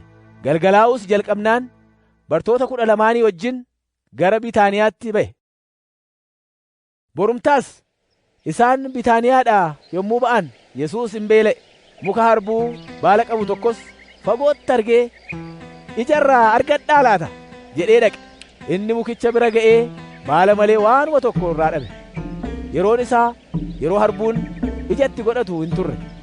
Yesuus yommus mukichaan, homtinuu deebi'ee ija sirraa hin nyaatin bara baraan jedhe. Bartoonni isaas kana jechuu isaa dhaga'an. Isaan Yerusaalemiin hin ga'an. Yesuus yommus mana qulqullummaatti galee warra mana qulqullummaa keessatti bitaniif warra gurguran gadi baasutti ka'e. Gabatoota warra horii callaa geeddarataniitii fi taa'umsa warra gugee gurguranii gadi garagalche. Homtinuu mi'a baatee mana qulqullummaa keessa ba'ee akka adeemuuf karaa hin laanneef. Yesuus isaan barsiisee, manni koo saba hundumaatii fi mana kadhataa jedhamee hin waamama kan jedhu hin caafamne ree? Isin garuu holqaattuu isa godhattan isaaniin jedhe. Luboonni warri hangafoonnii fi barsiisonni seeraas waa'ee dubbii kanaa dhaga'anii karaa ittiin isa balleessan barbaadan. Barsiifni isaa garaa namoota hundumaa rukutee waan tureef isa in sodaatu turan. Yommuu galgalaa'es Yesuusiif bartoonni isaa mandaricha keessaa ba'an. Ganama obboroodhaan otuu darbanii harbuun sun hundeedhumaan akka goge argan. Phexros yommus waan ta'e yaadatee, Barsiisaa, ilaa harbuun ati abaarte gogeera jedhe. Yesuus immoo deebisee, Waaqayyotti amantii qabaadhaa.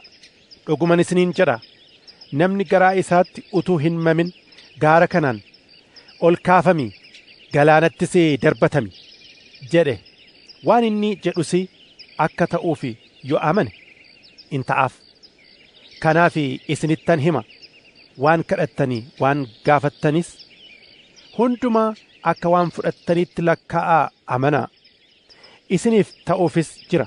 Kadhachuuf yommuu dhaabattan abbaan keessan inni waaqarraa yakka keessan akka isiniif dhiisutti, namni tokko waa isinitti yakkee yaada keessan miidheera yoo ta'e dhiisaaf.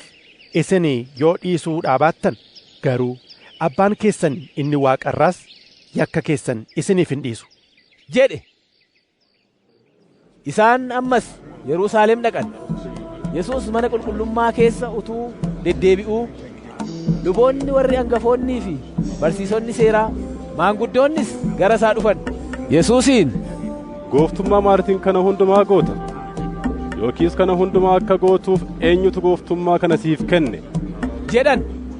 Yesuus immoo deebisee, ani dubbii tokkon isin gaafadha, anaaf deebisaa. Anis gooftummaa maaliitiin kana hundumaa akkan godhu isinitti nan hima. Cuuphaan Yohannis cuuphe Waaqayyo biraa moo nama biraa abboomame?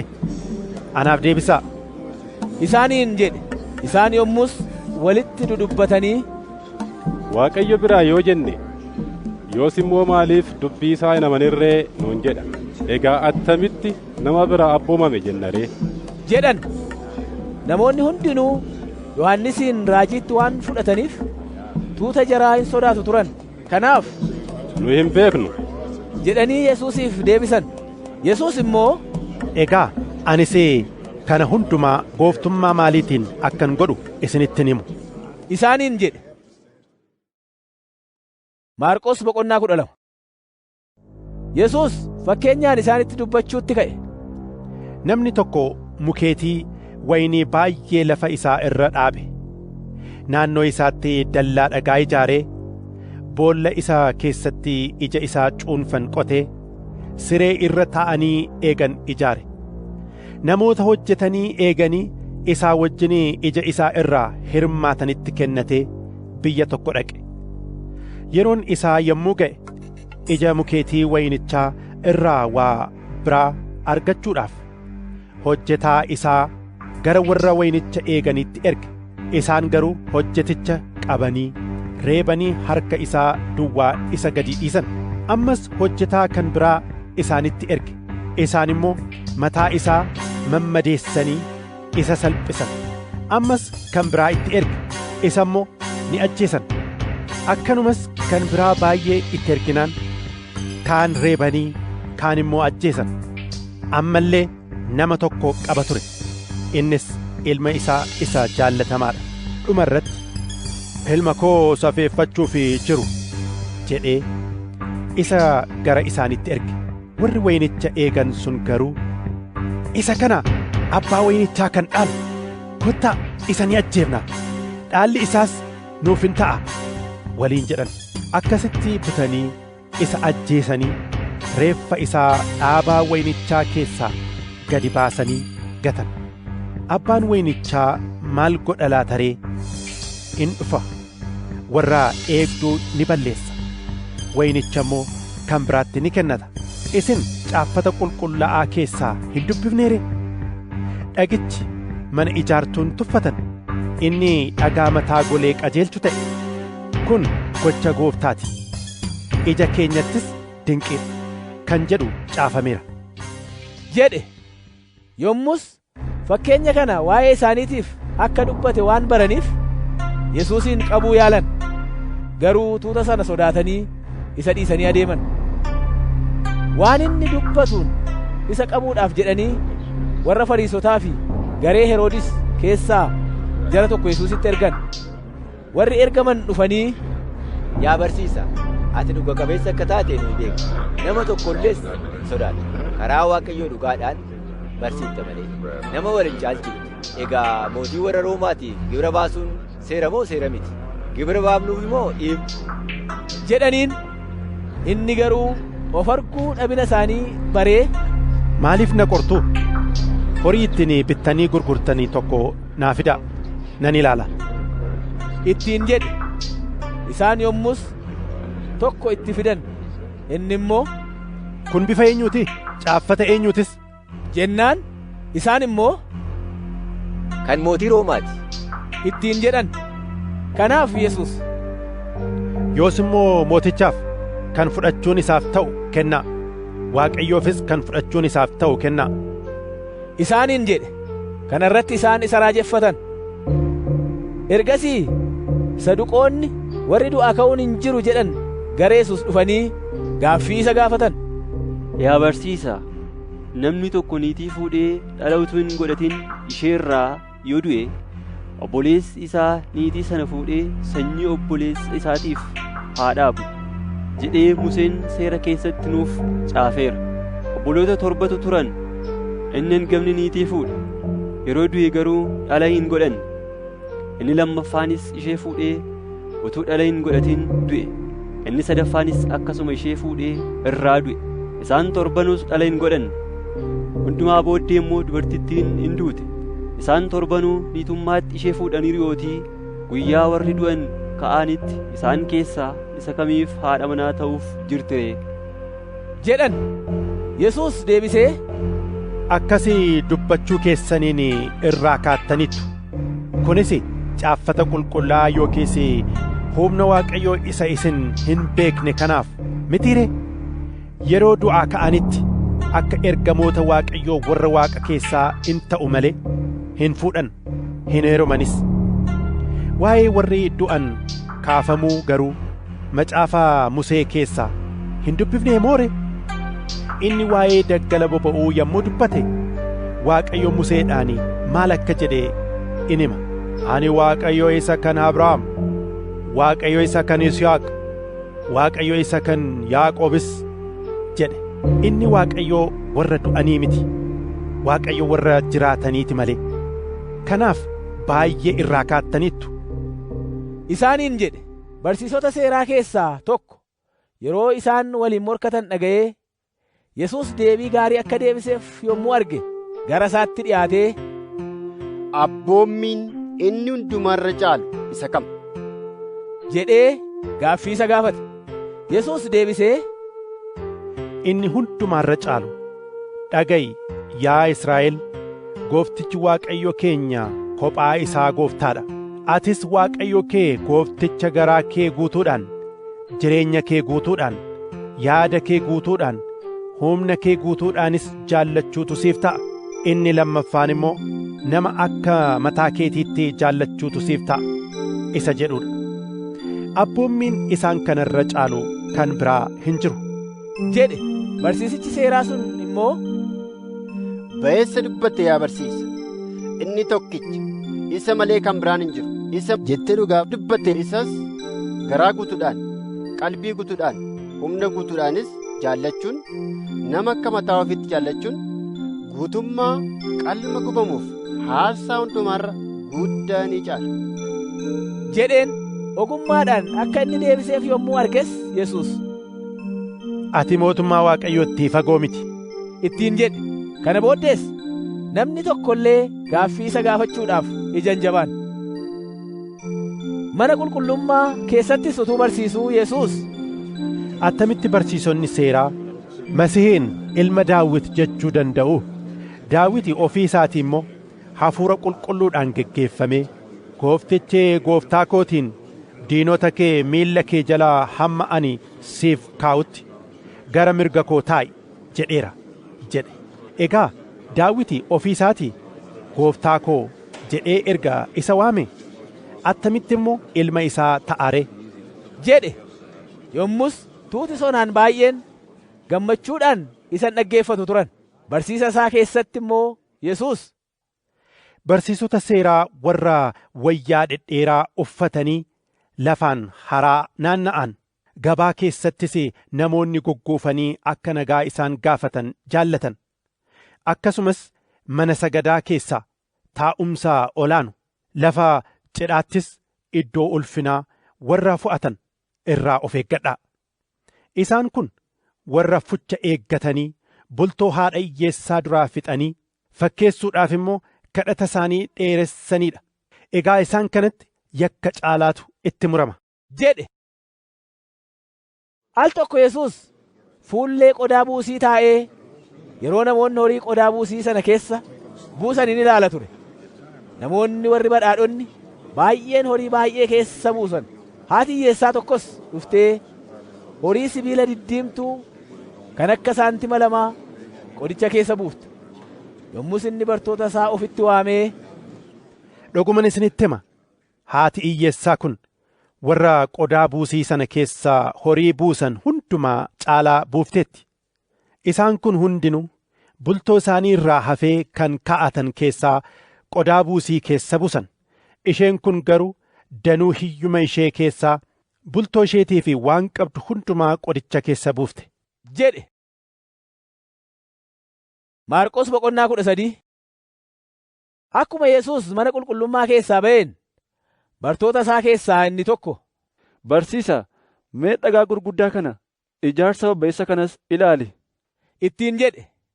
Yesuus deebisee, ijaarsa gurguddaa kana ilaaltaa? Iddoo kanatti dhagaan in diigama malee tokko illee walirratti nafu jedheen.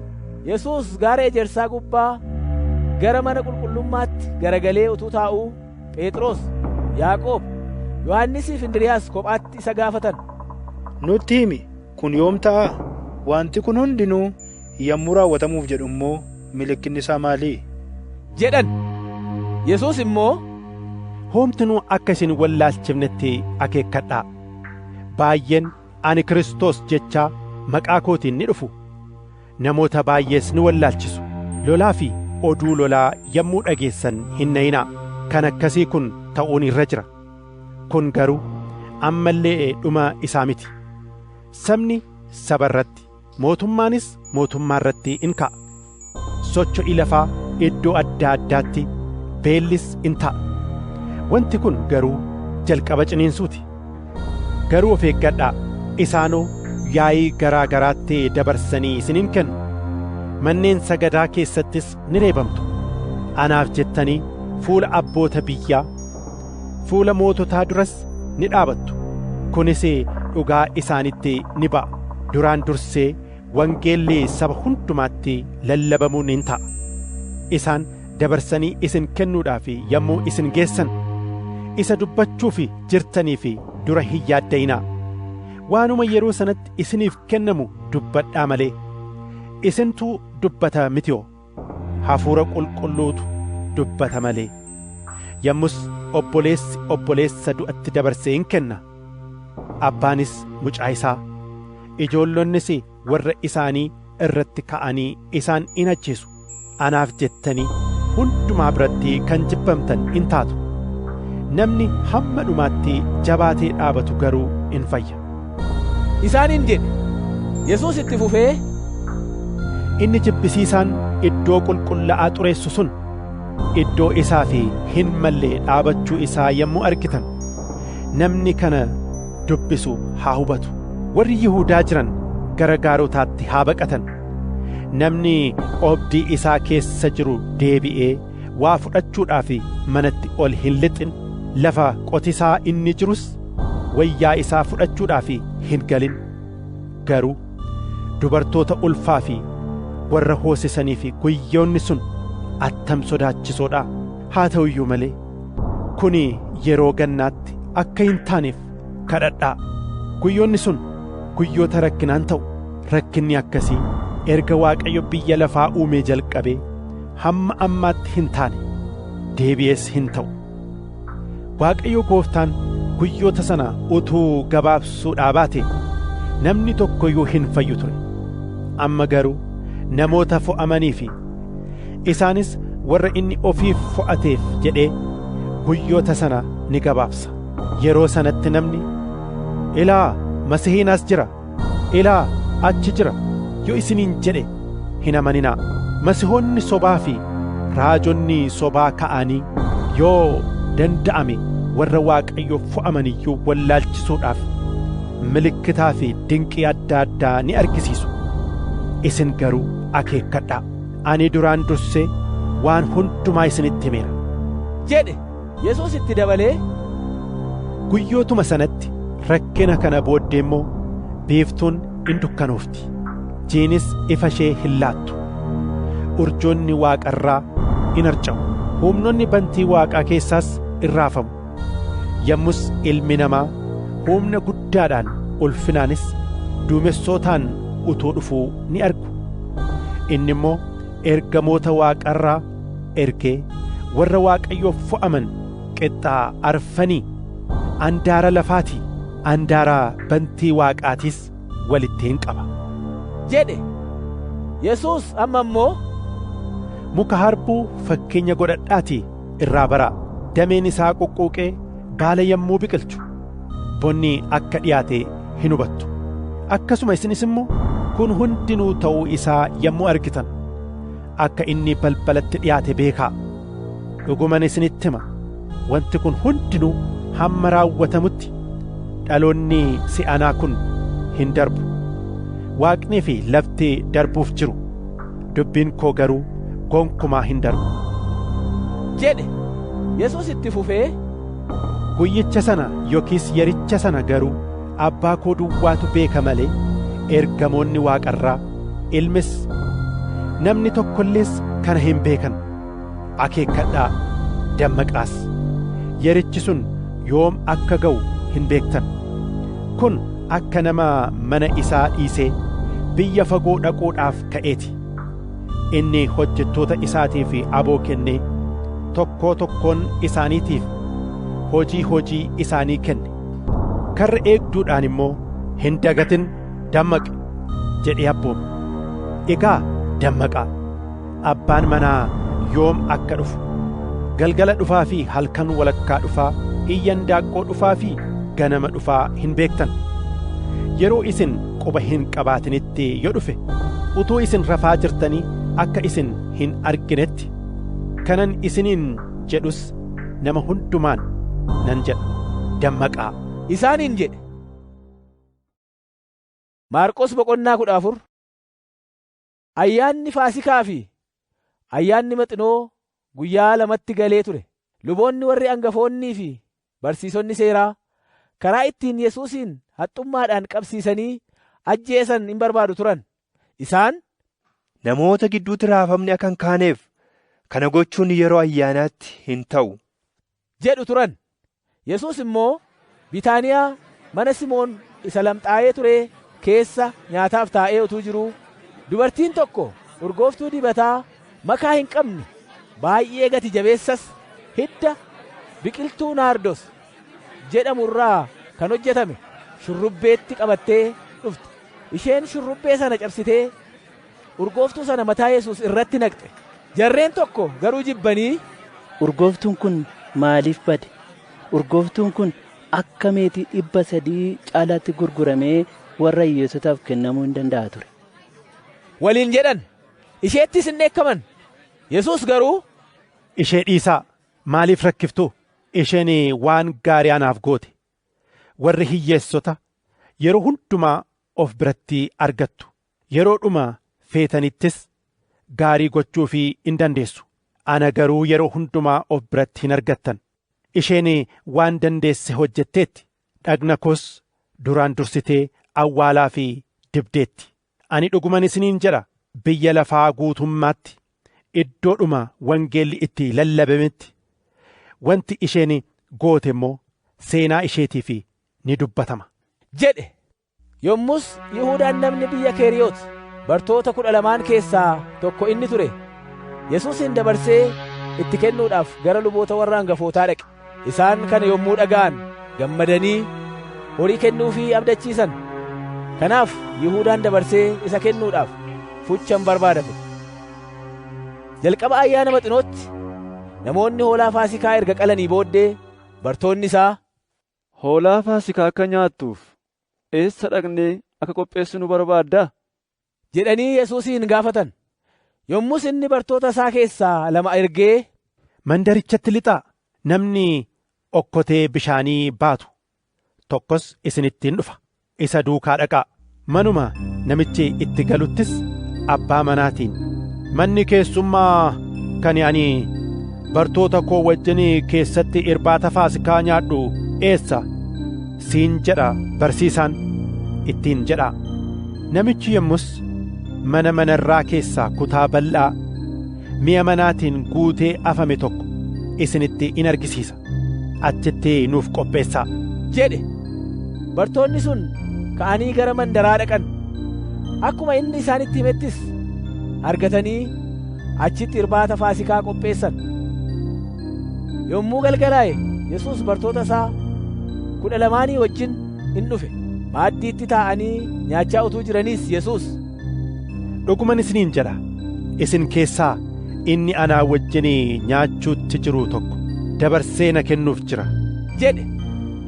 Isaan yommus gaddanii wal harkaa fuudhaniis, anaan jechuu kee miti ree ittiin jechuu jalqaban. Inni immoo, warra 12 keessaa tokko isa anaa wajjin qodaa ittootti cuuphatudha. Ilmi namaallee akkuma waa'ee isaaf caafametti du'uuf hin dhaqa. Garuu namicha ilmi namaa harka isaatiin dabarfamee kennamu sanaaf wayyoo. Namichi sun utuu hin dhalanne ta'e in wayyaaf ture isaaniin jedhe. Utuu nyaachaa jiranii Yesuus buddeena fuudhee eebbisee cabsees bartoota isaatiif kennee, fudhadhaa, kun dhagna kooti jedhe. Xoofoos fudhatee Waaqayyoof galata galchee isaaniif kenne. Isaanis hundumtuu xooficha keessaa in dhugan. Inni immoo, kun dhiiga kooti, dhiiga kakuu dhaabate sana cimsuudhaa fi namoota baay'eedhaaf dhangala'eedha. Hamma guyyaa gaafa ani mootummaa Waaqayyoo keessatti isa haaraa dhugutti deebi'ee daadhii wayinichaatti akkan hin dhugne dhuguman isinitti hima isaaniin jedhe. Faarfannaa galataa erga faarfatanii booddee gara gaara Ejersaatti ol ba'an. Yommus Yesuus, hundumti keessan na dhiiftanii baqachuuf jirtu. Ani tiksee rukutee lafaan nan dha'a, hoolonnis ni bittinfamu jedhamee caafameera. Ergan du'aa kaafamee booddee garuu isin dura Galiilaa nan dhaqa isaaniin jedhe. Phexros yommus, isaan hundinuu si dhiisanii yoo baqatan iyyuu an si dhiisee hin baqadhu ittiin jedhe. Yesuus immoo, dhuguman siin jedha, halkanuma kana indaaqqoon si'a 2 utuu hin iyyin ati si'a 3 na ganta ittiin jedhe. Inni garuu ittuma cimsee, si wajjin du'uun yoo narraa barbaadame illee matumaas hin ganu jedhe. Isaan hundumtuus akkasuma jedhan. Gara iddoo dhaabaa Geetsemaanee jedhamu tokkoo dhaqanii Yesuus bartoota isaatiin, hamma ani kadhadhee raawwadhutti as ta'aa jedhe. Phexrosiin, Yaaqoobiin, Yohannisiinis ofii wajjin fudhatee raafamee yaadaan dhiphachuutti ka'e. Isaaniin immoo, lubbuun koo hamma du'aatti baay'ee gaddite. Isin as turaa, dammaqaas jedhe. Xinnoos irraa hiiqee adda isaatiin gombifamee yoo danda'ame yerottiin kun akka isa bira darbituuf kadhatee, yaa abbaa koo, wanti hundumtuu siif hin danda'ama. Xoofoo dhiphinaa kana anarraa fuudhi. Garuu wanti ati jaallatte haa ta'u malee waan ani jaalladhu miti jedhe. Dhufees rafanii isaan argee Phexrosiin, Simoon, raftaa? Sa'atii tokkittiif illee dammaquu hin dandeenye? Qoramatti akka hin galleef dammaqaa, kadhadhaa. Hafuurillee dhimmaadha, foon garuu dadhabaadha jedhe. Ammas achi hiiqee kadhatuma isaa duraas kadhate. Deebi'ee dhufees utuu isaan rafanii arge. Iji isaanii baay'ee itti ulfaatee ture. Maal akka isaaf deebisanis hin beekne. Si'a sadaffaatti dhufee, amma iyyuu raftanii boqochuutti jirtu? In ga'a, yerichi ga'eera. Kunoo, ilmi namaa harka cubbamootaatti kennamuu isaati. Ka'aa itti adeemaa. Kunoo, inni dabarsee na kennu dur dhiyaate isaaniin jedhe. Utuma Yesuus kana dubbachaa jiruu, kunoo Yihuudaan warra 12 keessaa tokko isaan bira ga'e.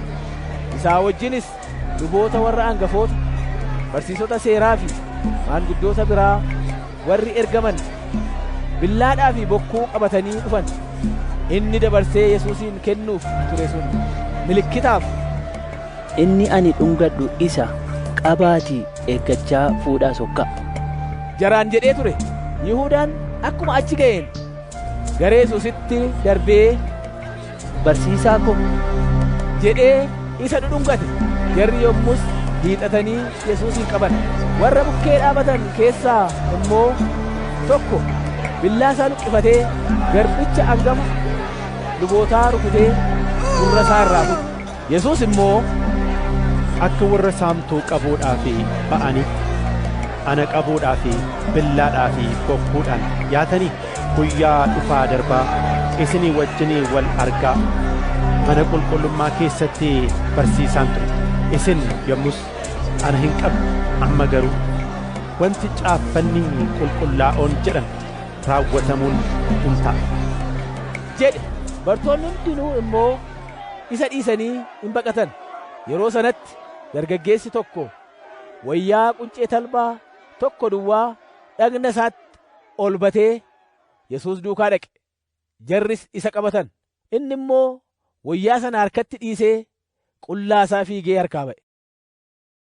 Yesuusin gara hangafa lubootaatti geessan. Luboonni warri hangafoonni hundinuu, maanguddoonni, barsiisonni seeraas achitti walitti qabamanii turan. Phexros hamma oobdii mana hangafa lubootaatti irraa fagaatee Yesuus duukaa adeeme. Achitti eegdotaa wajjin taa'ee ibidda hin qaqqaammata ture. Luboonni warri hangafoonni, guutummaan yaa'ii warra Yihuudootaas Yesuusin ajjeesuudhaaf namoota isa irratti dhugaa ba'aniif in barbaadu turan. Garuu tokko illee hin arganne.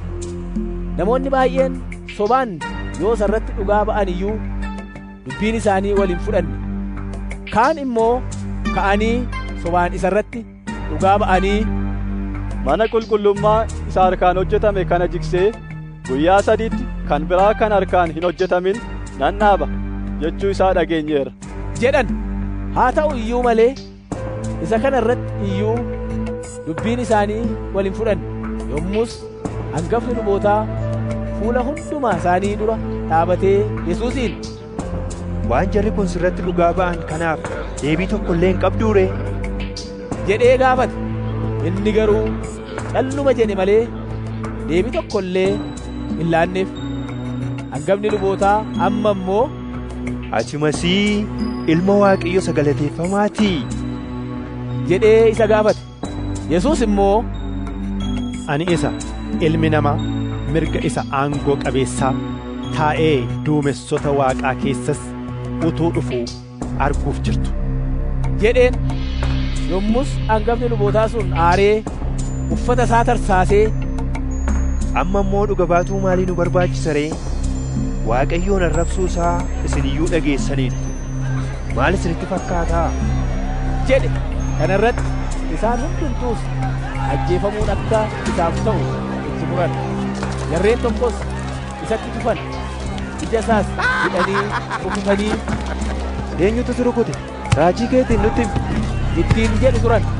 Warri eegdonnis isaan harkaa fudhatanii isa kakkabalan. Phexros amma illee oobdii keessa utuu jiruu xomboreewwan hangafa lubootaa keessaa tokko in dhufte. Isheen utuu Phexros ibidda qaqqaammatuu argitee hubattee isa laaltee, atis immoo Yesus namicha biyya Naazreet sanaa wajjin turte jette. Inni garuu, waan ati jettu ani hin beeku, anaaf hin galus jedhee gane. Kana booddee gara karra dal'ichaatti gadi ba'e. Ergasii indaaqqoon in iyyite. Xomborettiin isa argitee ammas warra achi dhaabataniin, namichi kunis isaan keessaa tokko jette. Inni garuu ammas hin gane. Yeroo xinnoo booddees warra achi dhaabatan ammoo Phexrosiin, atis nama Galiilaa waan taateef ati dhuguma isaan keessaa tokko ittiin jedhan. Inni garuu, namicha isin jettan kana ani hin beeku jedhee of abaaruu kakachuuttis ka'e. Achumaanis indaaqqoon lammaffaa iyyite. Phexros yommus isa Yesuus, indaaqqoon si'a lama utuu hin iyyin ati si'a sadii na ganta ittiin jedhee ture yaadatee boo'ichaan futtaafate. Maarqos boqonnaa 15. Akkuma lafti bari'een luboonni warri hangafoonni, maanguddoonnii fi barsiisonni seeraa, guutummaan yaa'ii warra Yihuudootaa hundinuus Yesuus irratti mari'atan. Kana booddee isa hidhanii geessanii Phiilaaxoositti dabarsanii kennan. Phiilaaxoos, si'i mootiin Yihuudootaa jedhee isa gaafate. Inni immoo, situ akkas jedhe jedhee deebiseef. Luboonni warri hangafoonni waan baay'eedhaan isa hadheessan.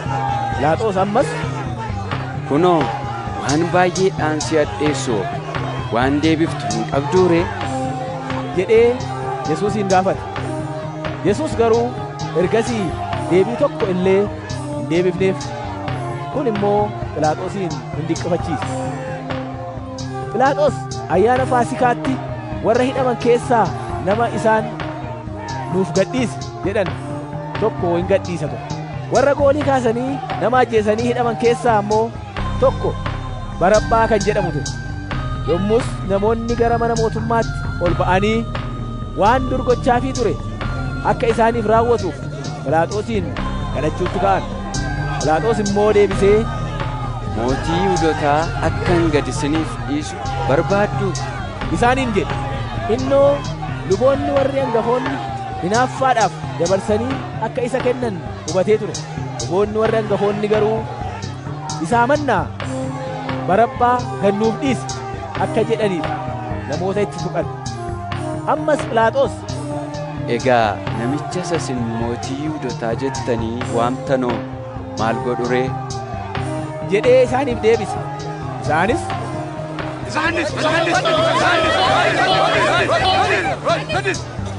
jedhanii iyyan. Phiilaaxoos immoo, maaliif? Maal balleesse? isaaniin jedhe. Isaan garuu,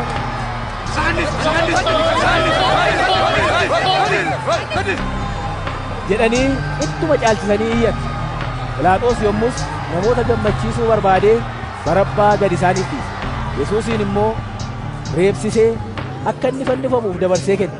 Warri loltuu ergasii Yesuusin gara mana mootummaa sanaatti ol galchanii kutata loltuu sana keessaa warra hafanis walitti waaman. Uffata dhiilgee Yesuusitti uffisanii gonfoo qoraattii hojjetanii mataa isaarra kaa'an. Achumaanis,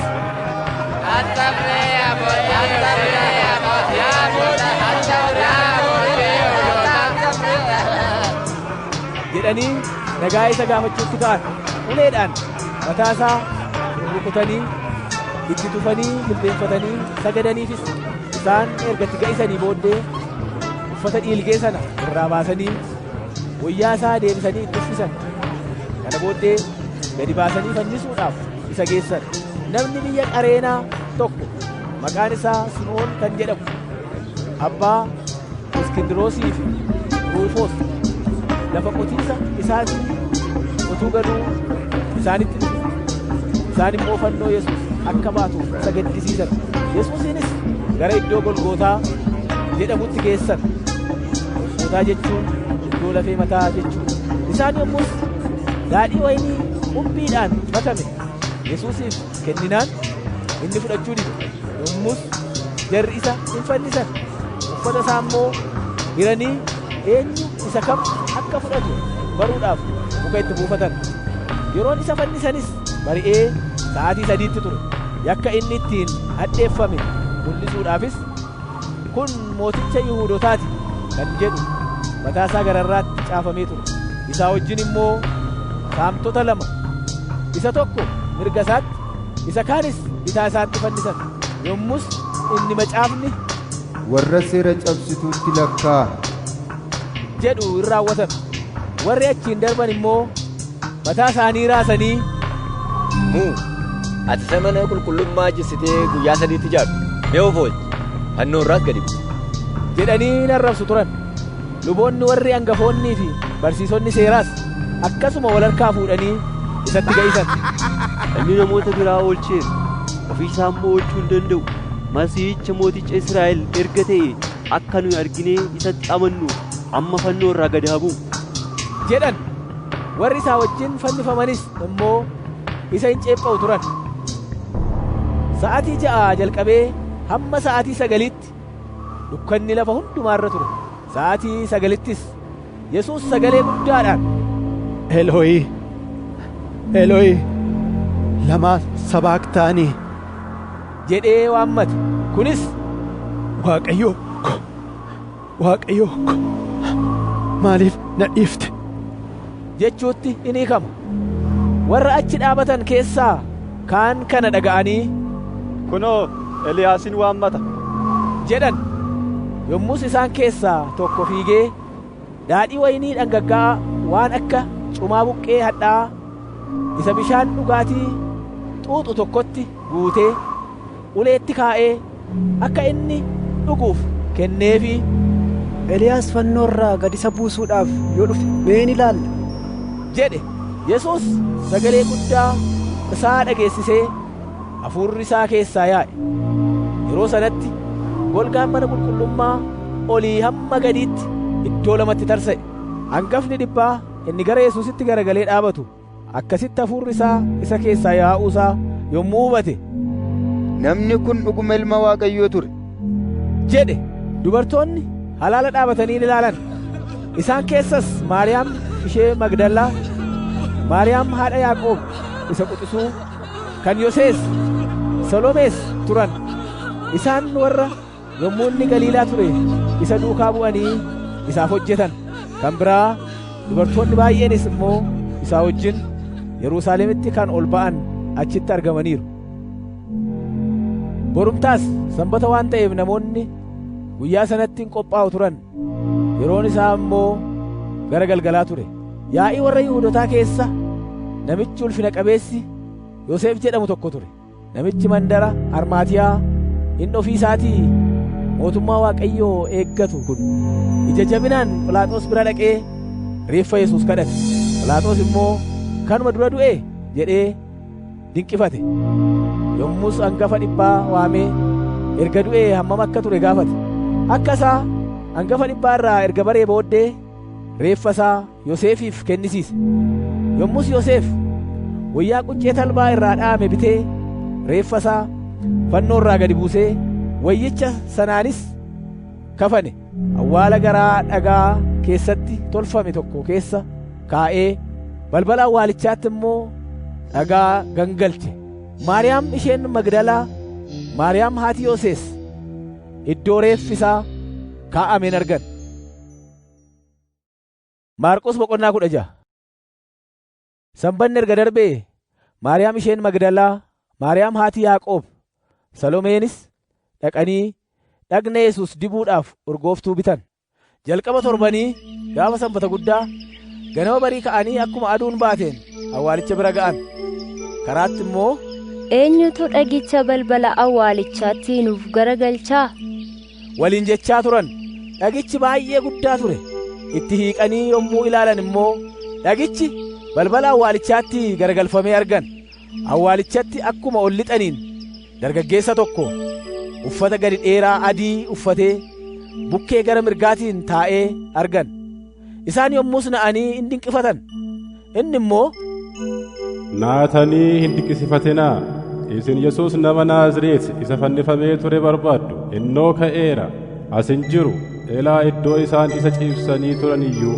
Garuu dhaqaa bartoota isaatti, Phexrosittis, inni isin dura Galiilaa in dhaqa. Akkuma isinitti himes achitti isan argitu jedhaatii himaa. Isaaniin jedhe. Isaan rommanii of wallaalanii waan turaniif achi keessaa ba'anii awwaalicha biraa baqatan. Waan sodaataniifis nama tokkotti iyyuu waa hin himne. Yesuus jalqaba torbanii guyyaa sanbata guddaa ganama barii yommuu du'aa ka'e dura Maariyaam ishee Magdalaatti mul'ate. Maariyaam kun ishee inni hafuurota hamoota torba keessaa baasee turedha. Isheen gara warra isaa wajjin turanii gadduu fi boo'utti jiranii dhaqxee kana isaanitti himte. Isaan garuu akka inni jiraataa ta'e, akka isheen isa argites yommuu ishee irraa dhaga'an kana hin amanne. Kana booddee jarreen lama diidaa otuu dhaqanii Yesuus bifa biraatiin isaanitti mul'ate. Jarreen kun deebi'anii warra kaanitti himan. Isaan garuu dubbii isaan kanaas hin amanne. Ergasii immoo Yesuus bartoota 11 warra maaddiitti taa'anitti mul'ate. Warri isa du'aa ka'e kan argan yommuu isaanitti himan waan bartoonni kun hin amaniniif amantii dhabina isaaniitii fi mata jabina isaaniitti dheekkame. Inni, gara biyya lafaa hundumaa dhaqaa, uumama hundumaattis wangeela lallabaa. Namni amane, namni cuuphames ni fayya. Namni hin amanne garuu ittiin faradama. Warra anatti amanan birattis milikkitoonni kun in argamu. Warri anatti amanan kun maqaa kootiin hafuurota hamoota ni baasu. Afaanota haaraadhaanis ni dubbatu. Bofa yoo qaban yookiis waan nama ajjeesu yoo dhugan isaan hin miidhu. Harka isaanis warra dhukkubsatan irra hin kaa'u. Isaanis in fayyu. Isaaniin jedhe. Yesuus Gooftaan isaanii wajjin erga dubbatee booddee gara Waaqa keessaatti ol fudhatamee mirga Waaqayyoo taa'e. Ergasii bartoonni dhaqanii iddoo halleetti lallaban. Gooftaan immoo isaanii wajjin hojjete. Dubbichas milikkitoota argamaniin in cimse.